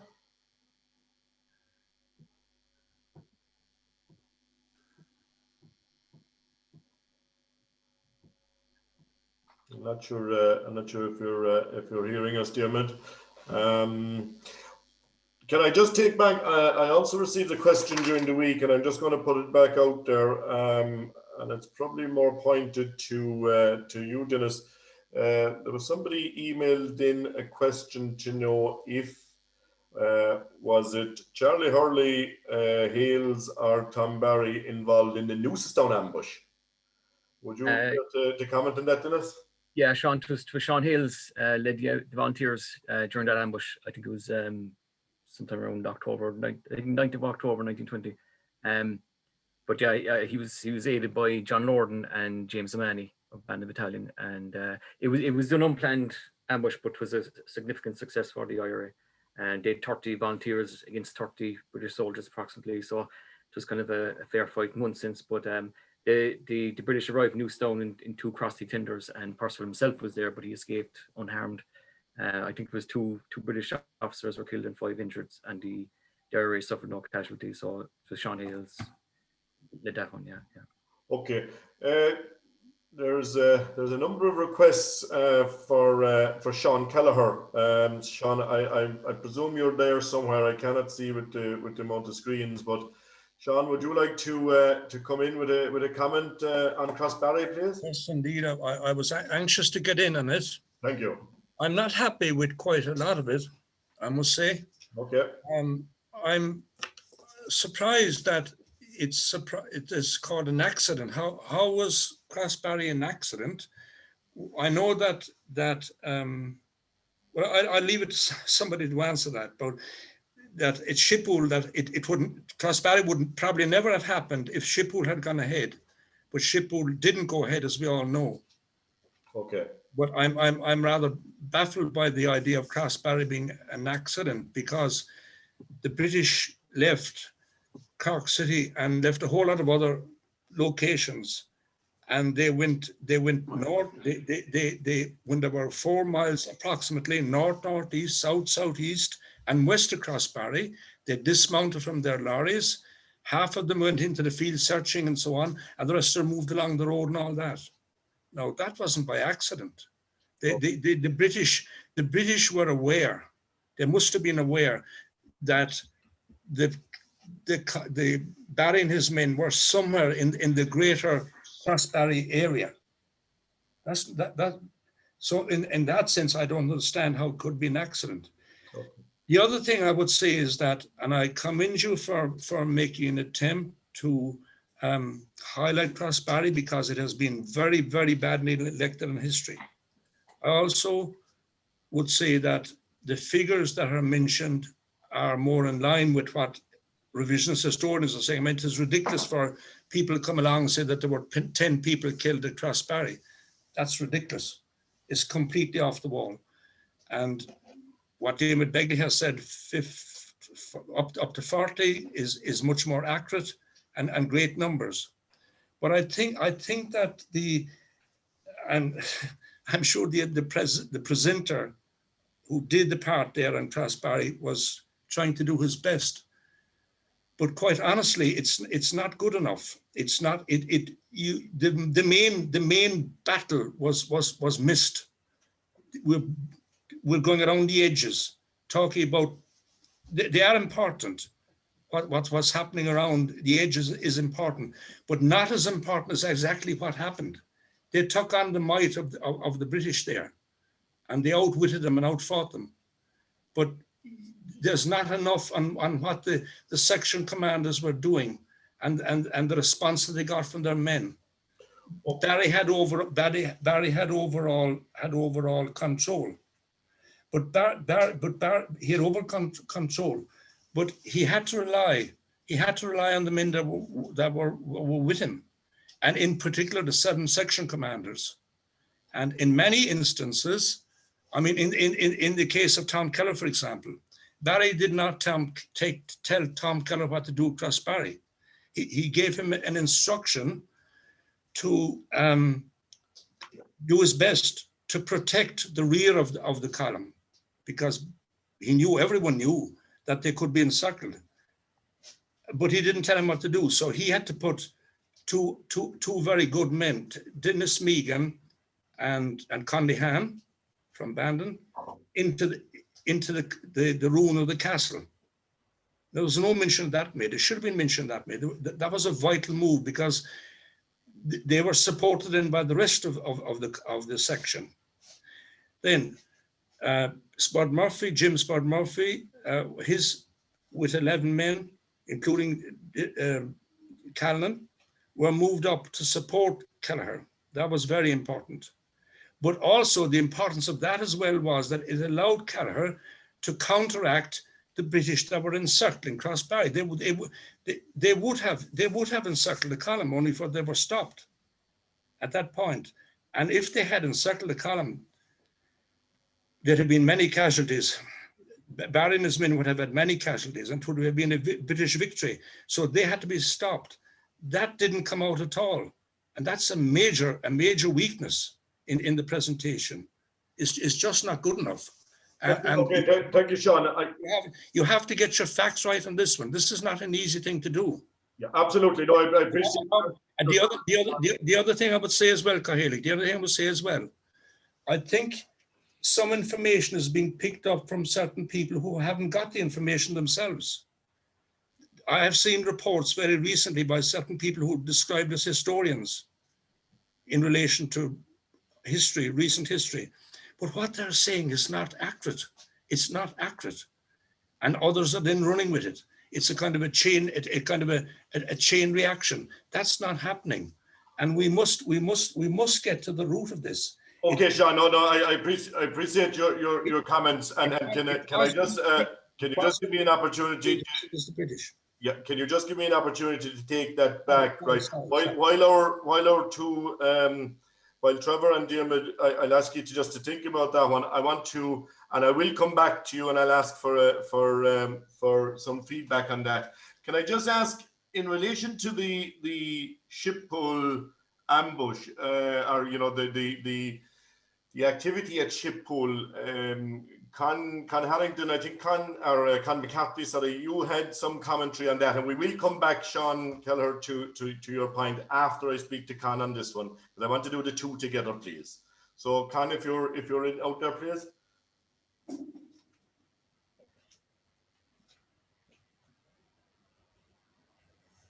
That's Con McCarthy, if you're there. Yeah. Right, Sean, can you hear me? I can hear you, can, yes, please, yeah. Right. As regards Shippool was the 17th of March and 103 or 104, Tomberry had the full column in Shippool. Now, we understand that the military left Kinsale, but probably discovered that an ambush was likely to take place and they turned back again. So that ambush did not happen. We also have from McCrowley's handwritten accounts, which I have here in front of me, and from McCrowley's handwritten account that there were a group under Jemeni standing by fully armed in Rathrout, a group of 7 people in Rathrout across the river from Shippool. And I assume that their role would have been to maybe be able to fire at any enemy when the lorries would have been attacked in Shippool of any of the British who would make their way down onto the bank of the river. I would imagine that Jemeni, and he names the people who were with Jemeni there. Now, the other thing to note as well, and I would agree with Tom Keller or with Sean Keller on this, is there was probably a spotter plane as well used by the military, either on the evening of Shippool or the following day. So the military had a the British had a very, very good idea that the column were in the area. They knew well that they were in Shippool, and they knew that they had moved northwards. So if Shippool had happened, Crossbarry would not have happened. So and I believe that Tomberry and the Flying Column moved to Crossbarry with the view of attacking a number of lorries that were likely to travel on the road between Bandon and Cork. And at the same time, an encircle movement was being carried out by the British. And I think once Tomberry realised, and that is my just reading of history, I think once he realised that that they decided to stand and actually take on the British. I think the role of Tom Keller on top of the hill cannot be underestimated. I think it's absolutely crucial, and the role above in the castle was vital. If the British had come over the top of the hill, as Sean Keller has said there, they would have overran the column. The column would have been destroyed in front of them. There's no doubt about it. That the role played by Tom Kelleher, and probably the role as well of maybe of DC and others of sending up support to Tom Kelleher, because I think the people who knew the area well, who knew the geography of it well, they realised this sheer importance of the top of the hill. And I would absolutely be at one with that. So thank you, Sean. Okay, thank you, Con. Sorry, I don't know if Mort, if you'd like to, Mort O'Sullivan, if you'd like to come in there. There was a mention on the ambush at Upton, and I know you had family connections there. Would you like to comment on that one? No, just very briefly later, but firstly, I'd like to point out there was a mention of Sheehan's account of the Battle of Crossbarry, and frankly, it was totally ridiculous. Okay. For instance, he claimed that there were more Irish involved in the fight than the British. Now, I think he's the only one ever came to that conclusion. He did it by excluding certain units of the British who he said came late or were in the wrong place or made mistakes. And I don't think you can count that in battle as being absent. His most ridiculous conclusion of all was that the British won the Battle of Crossbarry.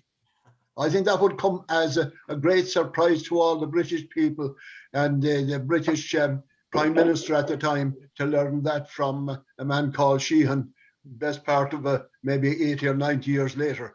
But that has to be said. Sheehan's account is totally ridiculous. There isn't logical in it. His argument that for the British winning was because he said that there was any kind of an action of this size manned by the Flying Column against them again. But the reasons for that, of course, were that they had other fish to fry, such as arranging an importation of weapons. Took up a lot of their energy, even though it didn't come to fruition eventually. That was one, and another, of course, there was a major ambush at Glondall later, but the British stayed away from it when they knew it was there. But Shinshkialele, as regards Upton, of course, that was where I believe Upton was compromised before it happened, probably by the same person who gave away the details on Charlie Hurley's and Sean Buckley and so on being in the Ballymurphy area, the headquarters being in the Ballymurphy area. But on that day at Upton, there was a man who wasn't expected, let's say, turned up unexpectedly with a rifle, went into the pub, which was a great firing position, apparently just put his rifle under the stairs there and went into the kitchen with other frightened civilians.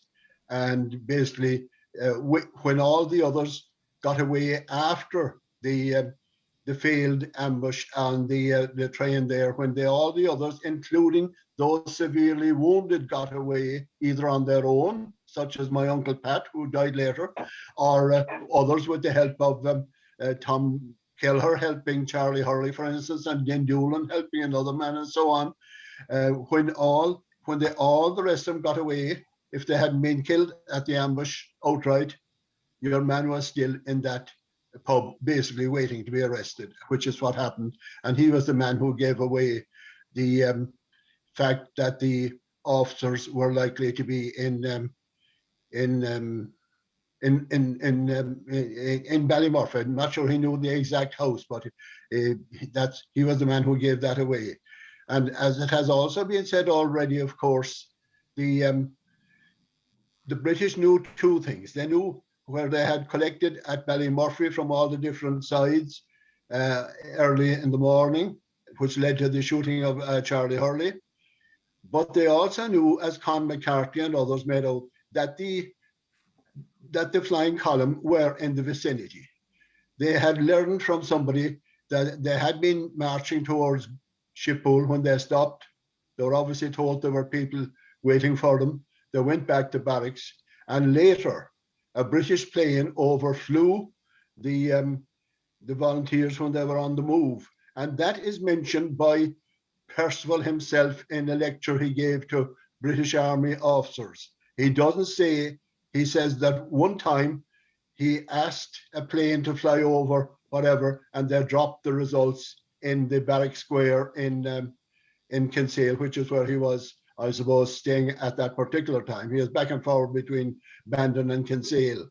But so they knew the volunteers. They probably had some idea, maybe a wrong idea of how many volunteers were in the flying column. And maybe they thought that they had left, but I don't know. But those were severe weaknesses. Percival, of course, always, when if he didn't tell an outright lie, he would let out an important fact, like the fact I say that they knew exactly that the flying column were there. They just underestimated and thought they could deal with them easily. That's my opinion. Thank you very much indeed, Mr. Chairman. Thank you very much, Martin. One question on the chat box here, I just want to put it to you, is that there's a question here. Is there any details of what happened to the spy or the individual in the yes battle? Yes, that's right. What happened was that he was taken into custody, and he was kept in custody till the truce happened later in that year, 1921 or whenever, and he was left out then. And he came to the IRA leadership locally and told them what they knew already, that he had given information to the British. He claimed he was drugged when he was doing so. He was then subsequently court-martialed, and I presume he was sentenced to die. But as the truce was on, he was left go out of the country instead. And he was out of the country then for a number of years, and he came back and lived in his own place again in later years. But I don't think he was popular, let's say, in the area after that. But people didn't bother him. Thank you very much, Bert, for that. Can I ask, is there anybody else there that would like to add a comment? Sorry, Sean, can I just come back to Charlie Hurley, if people don't mind? There's a few things, and actually it was mentioned as something else in the lecture tonight. So this is JJ Hurley, yes? Sorry, JJ Hurley, sorry, excuse me. I only found out recently that some of the pensions are still tied up. Years ago, you used to be able to write to Renmore Barracks in Galway and ask for a pension, and the government, somebody decided at one stage that they transferred the pensions to the military bureau. It still hasn't been done. And I know quite recently I was talking to somebody and I actually went looking for their father's record, and the record is there, but it hasn't been released. And I actually think, and I know it's not a political thing tonight, but in 100 years, we're in the 100 years anniversary, and the politicians still have got records tied up. And I think it's unfair to families. And one record that I came across, which I think is very interesting tonight, is Charlie Hurley.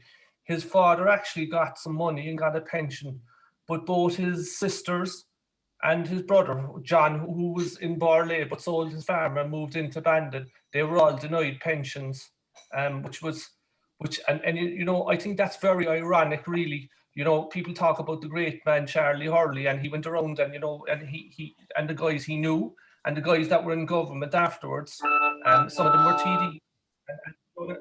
Their families were denied pensions, and people weren't aware of that. But I do actually think it's important, and it's probably important for telling the story of Crossbarry and other ambushes. There's fellas out there, and their records are still hidden away. And I think there should be. It's about time they were released so that we can, you know, we can build a picture. Everybody tonight has a different perspective or has a view, and that's fair enough. That's what history is about. But I think to build a proper picture, we should have all these records released. That's all I'd like to say. Okay, Well done tonight. Thank you very much, JJ, for that. And I think, yeah, you have summarised it there, what I was about to say, because we have lost contact with a couple of our people, and I'm not sure I can get them back to answer some of the questions, Sean, that you raised. But, you know, you have summarised it there. Everybody has a different perspective here, and I think what I take from both the two presentations of both Dennis's and Trevor's is that, you know, the common thread here was that you had a very dedicated force taking on the challenges of the crown, which was mammoth, and the different people have different perspectives on it. And I think, Sean, we would take on board some of your comments, and you know, this exercise is about collating the information, pulling all the sources in. Some may not be as credible as others, and some may not be as accurate as others. But, you know, we're not here this evening to set the rights or wrongs, you know, of who was right or who was wrong. And it this evening is about presenting what everybody put on the table, and let everybody make their mind on it. It is very interesting, as you say, JJ, to see that. I mean, the struggle that people had after for pension and redress, I mean, that's amazing from people that fought to save the country. Anybody has any comment on that? Sean, could I come in there? Yeah, just I couldn't see Trevor. I know I have lost some other people, but okay. Yeah, certainly, by all means. All right. So look, I'm the guy behind the creation that was there, and I fully take on board Sean's points, and I agree with them. In relation to the importance of what Kelleher did and the North Wing, it is made reference to inside in the actual presentation and how this started and how there was two of the guys actually went up towards the castle. So that is referenced to it. The brief that I was given was to actually give an overview of it. And I hope you're not insulted in any way that you think that I didn't push it enough, but I had so many things on the go that was there to try to cut it down. I had to cut a few corners, but there were other many sections on the research that we had to cut it down. But even Mert said it as well, and I totally agree with him. By stopping the north side of it, we all know that actually saved them. Just in relation to the point that you made about using the word accident, that was just purely used because the volunteers were on the southern side actually, by Crossbarry, and that the Crown forces were 2 miles to the north of them. And just the fact that they were so close that they were going to do a slightly smaller ambush, but they didn't realize how big it was going to get. So just maybe it might have been a wrong choice of a word. It's not meant in any way to be kind of disrespectful towards what these brave men did, but it was just the fact that by a quirk of fate, so many small things happened that brought about what was a fantastic victory for the volunteers. In other things that were there, one of the key things that we did was we copied the information that we got. We didn't give our impression of it. All of the information, Sean actually has a copy, and I think hopefully we will be able to make it available to people afterwards, that we just summarized different parts of the information that was there, and including as well giving Percival's account, and Sheehan in his book, that obviously came from Percival's account. And I agree with Mert, there's one side to his version, but one of the key things that we did from the outset was to get a discussion, get people thinking and talking, for people to be aware, and so that they could actually picture what these brave men did from 100 years ago, and hopefully to do it actually a little bit of justice. Someone used the phrase there, I mean, like the Irish, they outwitted, the Crown forces, the section commanders, the way in which they worked together. I could spend another hour talking about how brave and how intelligent and how cunning that the Irish volunteers were, because they were. They were amazing men. The way they were treated afterwards in relation to the pensions. If you take, I think it was Jim Crowley, who actually was one of the gentlemen who was badly injured. From the bit that we've seen, the attempt of getting a pension and the way in which he was treated, it just wasn't right. Most definitely as well, some of the other people trying to get a pension, it just seemed to be that there was a letter went into Dublin, and the guys didn't get basically the reward where they could have risked everything. But probably that's another day's conversation. But there were a lot of things that were there. In relation to just one small thing, if any of you ever get a chance to have a look at The Men Will Talk to Me, the West Cork interviews by Ernie O'Malley, and I just have it actually here in the page there. It's actually worth noting to take note in relation to Upton and how the information actually got to the Crown. If you look at page 166, 167, and hopefully that book, some of you might have seen it. If you're interested in actually, that it's there. There's certain pieces of information there that I think, anyone interested in history, they'll find something, of interest there. So hopefully I didn't insult anyone in any way. I think it's the idea to actually get the word out there to people who mightn't have actually known the different version of events, and hopefully to put it in a photographic way where people could see where some of the mines were, where the roadblocks were, where the different versions of where the sections were, just to give a picture actually of the events of the day. And as we said from the outset, and we repeated it, we know that there are different versions of it, and we just tried to give an overview of it, that there were different perspectives, and to just give it justice. And as from the outset, we don't expect people to agree with other people's accounts. They're not our accounts, Diarmaid's account or my account. They're what we gathered from different sources. So hopefully that will clarify where we're coming from. Okay. But I do take Sean's point about the north side was very, very important, and actually the protection that they gave. And likewise, the bravery of the section down by the southeast, they were under pressure. I think that's where 2, if not 3 of the gentlemen were killed. They were under a lot of pressure, and part of it was the geography that was there. But I just hope that from the outset, if we can get a discussion, if we can gather more information about it. And one thing that we do know about the Battle of Crossbarry, it's kind of a hidden gem. Gem is probably the wrong word, but it is so important, and it was a turning point, the single largest battle against the Crown forces. It's also worth noting the different versions from the Crown forces. In their record of rebellion, they just mention they came from Bandon, they came from Cork. But other versions, they quite rightly mention Macroom, they mention Ballincollig, they mention Kinsale. I think the issue in relation to the numbers of deaths, I mentioned it actually in the video. It's very, very interesting to see the different accounts of the initial accounts where it was 39 Crown forces dead plus 47. And then you would actually have how it was whittled down. And that question of why You know, the media campaign that could have been there, the pressure that Irish media would have been under to actually downplay the numbers. Also take note of the numbers that came out through the British propaganda at the time, how inaccurate they were when it came to the Irish deaths that were there, and the deaths, the injuries, and those who were captured.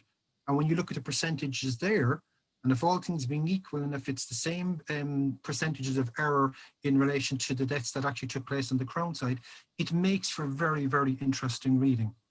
And so, well, like what we would encourage people is, you know, spread the information that you have, do a little bit of more research, because it's an amazing tale of the bravery of West Cork. And one thing, I'll just finish by saying this. I come from kind of an education background, economics, computers, or whatever, but I have to say I was blown away, and I'm in the presence of people who are the ancestors of the people there. And when Sean asked me day one, I have to say it was an honor and a privilege to be asked to do this. And hopefully I reflected the bravery of what these people did, but I definitely learned as a proud Corkman to understand, having seen all the Bureau of Military History statements, to read shed load of books about it, about the bravery of the Cumann of the volunteers of the Flying Column, and to really now understand, having done this particular project, why Cork was called the Rebel County.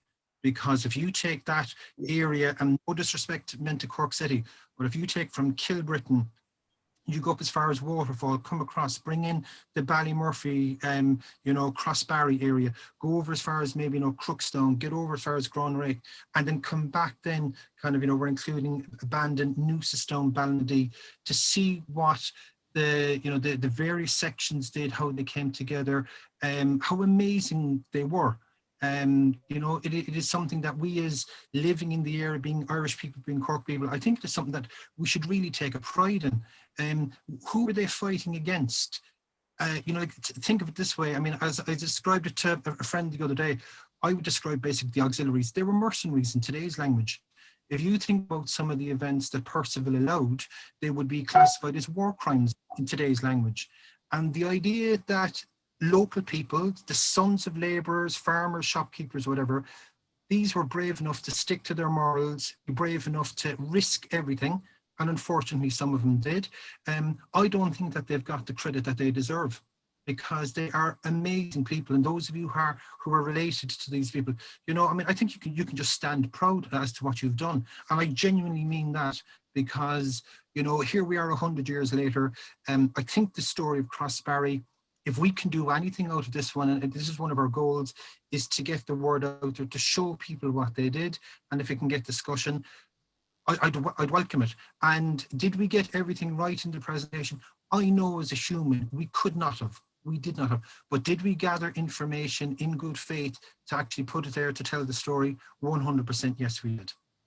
Yeah, Trevor, no, thank you very, very much. And I mean, I think you have summarized it very, very well there. And you know, I will take the middle of the road line here to say that what I really appreciate about the presentations, both on Dennis's side and on your own side, Trevor, is the clarity and the step-by-step process that it makes it very clear to lay people like myself that are looking from the outside, and we can see the mechanics of how everything worked here. So I think, you know, hats off to it. It's exceptionally well put together. It comes across well. Yeah, we could spend the night talking about the details of it. I'm going to have to halt it there, lads, because we could go on forever. But I sincerely thank both Trevor, Dennis O'Brien, and Dermot Begley. And can I just, on a final note, can I take one last comment from Francie O'Brien? Francie, we saw singing the ballad of Charlie Hurley there, and I'd just like to let him in for one last comment before we close up the evening. Mr. Chairman, I was just thinking there myself. I grew up with a lot of the people that were in Crossbarry and places like that, because I grew up in Toonboig and I was only a young fella like. But then there was an old woman said to me, "You shouldn't believe only a quarter of what you hear in history." Because when I was in 1952 in national school in Kilbrittain, our master lined 12 of us up in front of a blackboard, and he was telling us about the Battle of 1014, Brian Boru. Brian Boru got his head off by Bruder inside in a tent. He was saying the rosary, and he said, "Have you any questions?" And a friend of mine put his hand up and he said, "I have a question, sir." And he said, "What's the question?" He said, "Sure, the Danes couldn't speak any English. How did they know that he was Bruder? Did he sign the visitor's book?" And for an answer, he got a belt across the side of the face, and that started him out. Thank you, Francie. And I think we could. I mean, there are a number of other questions in the chat box. We have one-time comment, Hurley. Can I make one-time comment? We have just 1 second, John. We have a PDF versions of the slides, which we will put out there to follow. John, one short comment. Sorry, no, we've John. You need to unmute yourself, John.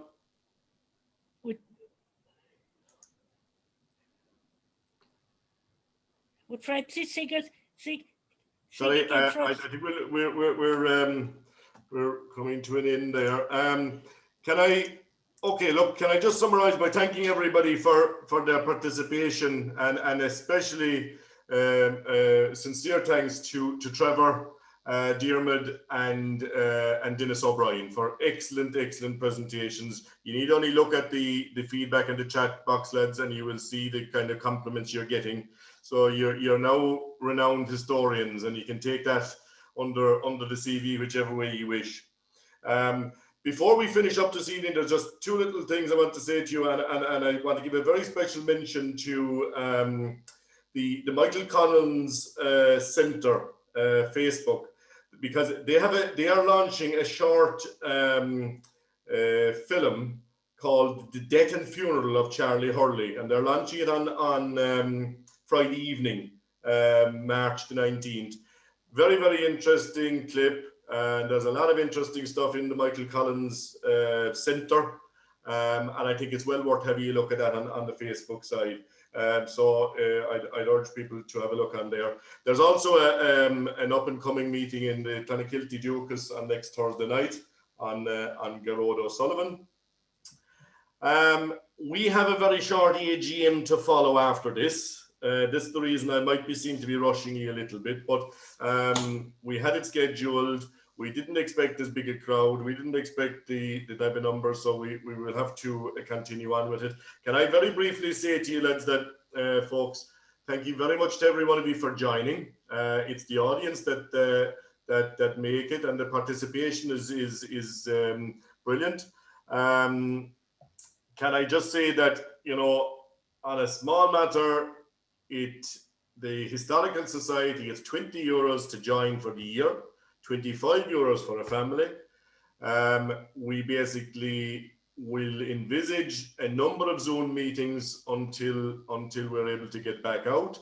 And based on the success of Zoom and the presentations, we certainly would think that we'll be back on it again in October, November, to the back end of the year. So we have an online facility. I'd ask people to please support us, because Zoom and all of these technologies cost us when you're up at 200 and 200 odd per presentation. So you have the facility of going on the Kilbrittain Historical Society website. There's a payment function there. You can log on, you can pay your €20. We get all of the emails and paperwork to register you, and look, it helps us to keep doing what we're trying to do. So without further ado, I'm going to basically close our presentation. I want to thank you all very much again. Thank the participants, and above all, thank our presenters, Dennis, Trevor, and Diarmid. And I look forward to hopefully seeing you again in our next presentation. Our next presentation is for the 26th of April, and it's on Common the Man. And it'll involve the Common the Man and those involved in it. So that presentation will be on the 26th of April, and we'll keep everybody posted on the other ones as they come up.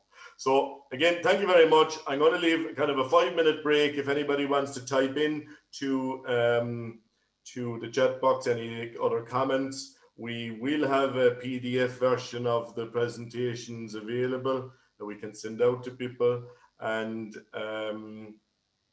we will, anybody that wants to stay on for our AGM are certainly welcome. It'll be short and brief, and because we didn't, due to the COVID situation, have much activity in the last season. So thank you very much. Good night, and we look forward to seeing you at the next meeting.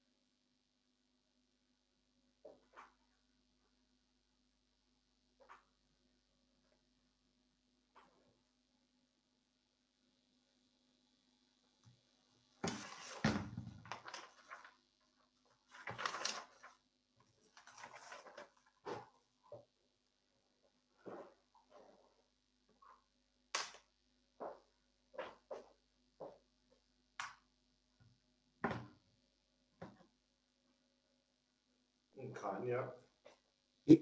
Sean, I'd say, One I'll second. be stepped away, Sean. I'd be going. Can? Yeah, no, put yourself on mute there. Sean, you have to mute.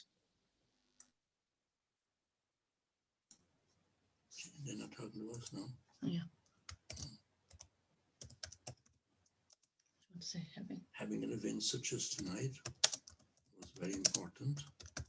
Okay, so can we maybe just continue with our AGM? People can remain on, as I said, if they want to. Was very important. They want to. I think we'd all agree. Get involved.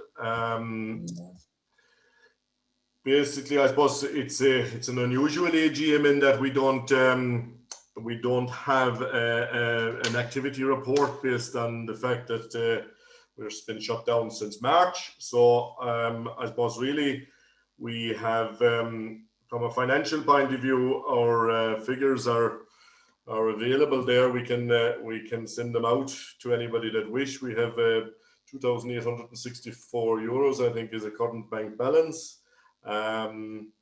We propose to run a series of about 10 events for the rest of the year, and that'll be a combination of between Zoom and field trips.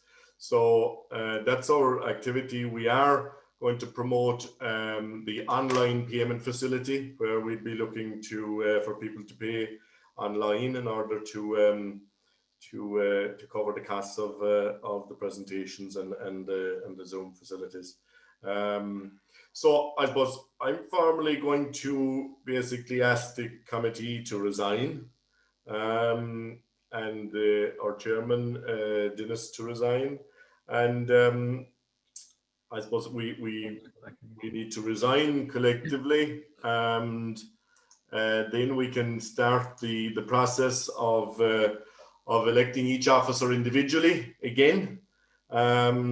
So look, I will formally ask everybody to resign their positions, and we can start the place of renewing the committee again. If anybody wishes to join or to get involved in the committee, I'd ask them to come forward as well at this stage. Chairman, can I make a suggestion or a proposal that the circumstances, if the current officers were willing to stay on, that we might agree mutually to have them, we'd be very happy with that situation. Yeah, thank you, Father.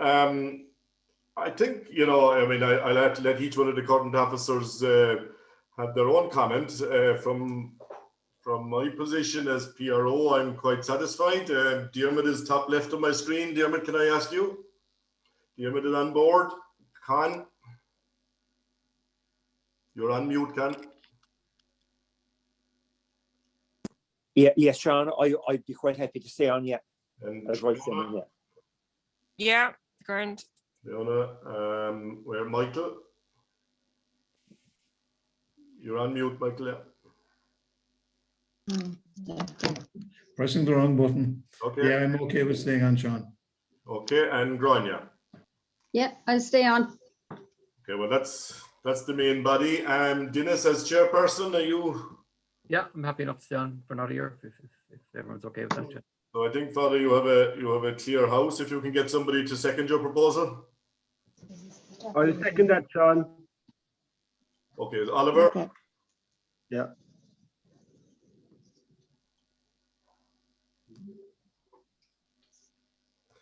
Okay, well, I mean that makes the process very, very fast. Thank you very much. It was an unusual year, and hopefully we'll get an opportunity this year now to do a little bit more work on it. The other point that we just want to clarify here is the membership going forward. We need to ratify that and agree it. We're currently €20 for an individual and 25 for a family. Are people satisfied to leave it at that level? Yeah. Yeah. Yeah. Okay. Yeah. Yep.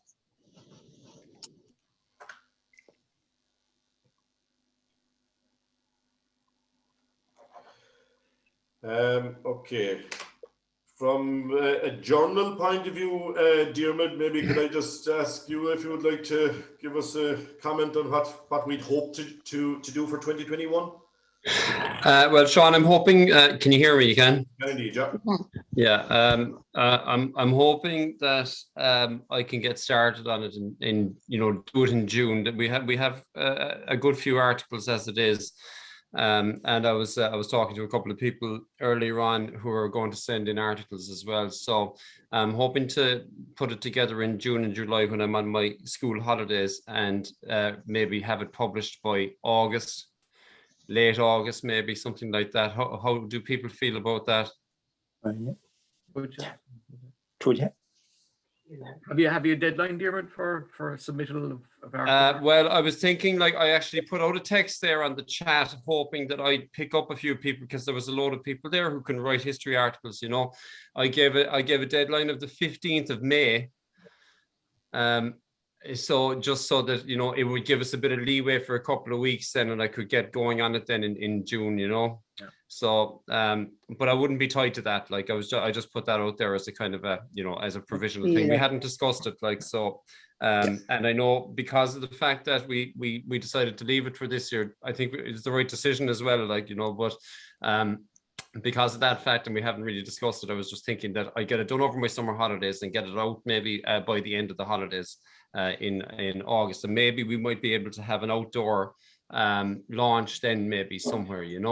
That's what I'd be hoping in the late summer. Yeah, I think tis now. People are beginning to, I suppose, appreciate the value of it. Diarmuid, in that when we didn't have one at Christmas, and I know we couldn't have one, but there is an appetite now again going forward, and that's great, and we can probably maybe take up some of the topics that we're touching on in our Zoom conversations as well as material for it. Yeah, so look, if there's maybe in the next lecture, Sean, if we can try and see if we can, prod some people to maybe write something for us and send us in stuff, even if we don't get them in this year, it'll be great to be, as I said before, building up for the following journal as well. We're always looking for stuff, Yeah, and I mean, we now have an email database of over 240 people, so we can send out a mail shot now to that database and ask them for contributions and that, so it'll Brilliant. it'll hopefully help to build your store of information going forward. Yeah, that'd be great. That'd be great. So hopefully we'll be able to get back into the normal routine of it then, you know, from next year on, once please God, the vaccinations will work for people and we get back to some normality, like, you know. But I don't know what people think about that. Are people happy to release it at the end of the summer, or would people prefer to wait until near Christmas, or no. I don't know. No, I think launch it midsummer or late summer, there's no problem with it. But we can always give it a boost in the weeks, a month before Christmas, and we want to give it a boost, you know.